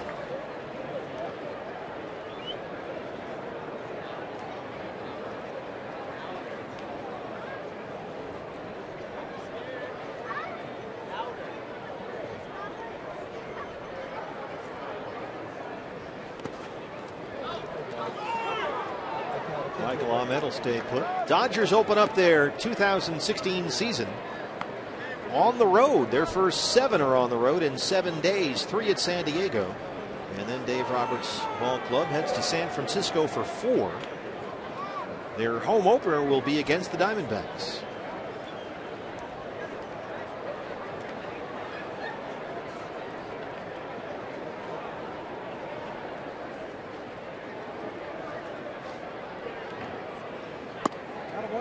That's it, Brownie.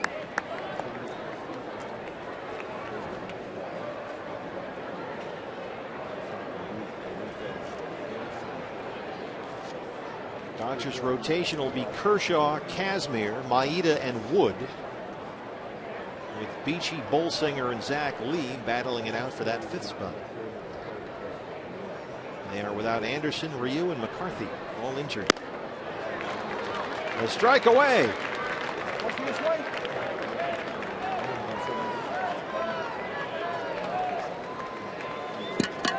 Diamondbacks leading the major leagues this spring in batting average, runs, and hits. And today, no exception. 11 runs on 12 hits.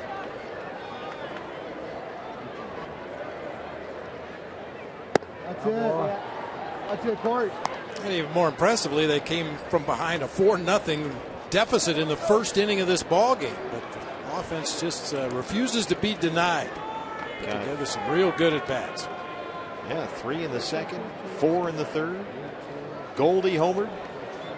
Lamb walked twice. Bornstein walked twice. That's it. All forward. Get into one, baby. All right, hit Bracho has outstanding control. He almost never walks anybody. One of his best assets as a relief pitcher. In fact, he was named by Baseball America going into this spring as the pitcher in the Diamondback system with the best control. And a very good minor league track record. Brandon Hicks, a former San Francisco Giant, did not play in the big leagues last year. I heard a shirt.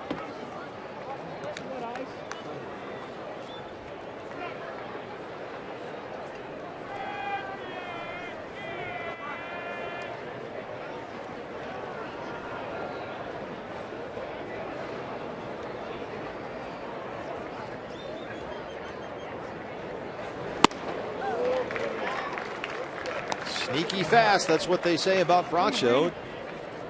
Shows up low 90s on the radar gun, but it plays like mid 90s. Fast arm. Late life. Some deception there, too. Fast arm. Deliberate in his setup out there, out of the stretch position. A little herky-jerky on his delivery, but just seems like he really powers his arm. Like some batters really drive their bat through the hitting zone. He really drives that throwing arm toward his target. Out of Venezuela, signed by the Diamondbacks 4 years ago. He has moved up through the minor league system.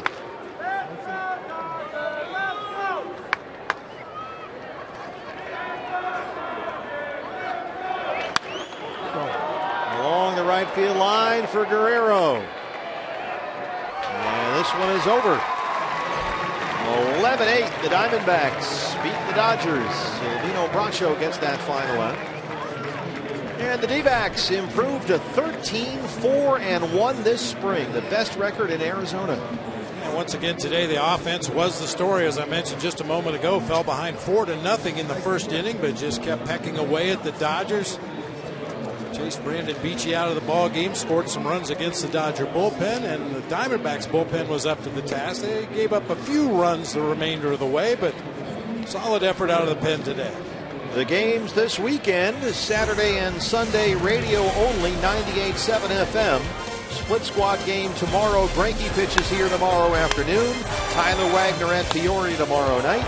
The Reds are here on Sunday. Then back-to-back TV games on Fox Sports Arizona Monday and Tuesday against Milwaukee and San Francisco. For Jody Jackson, my partner Bob Brenly, I'm Steve Berthune. Thanks for watching Diamondbacks baseball here on Fox Sports Arizona. Cactus League Weekly is next.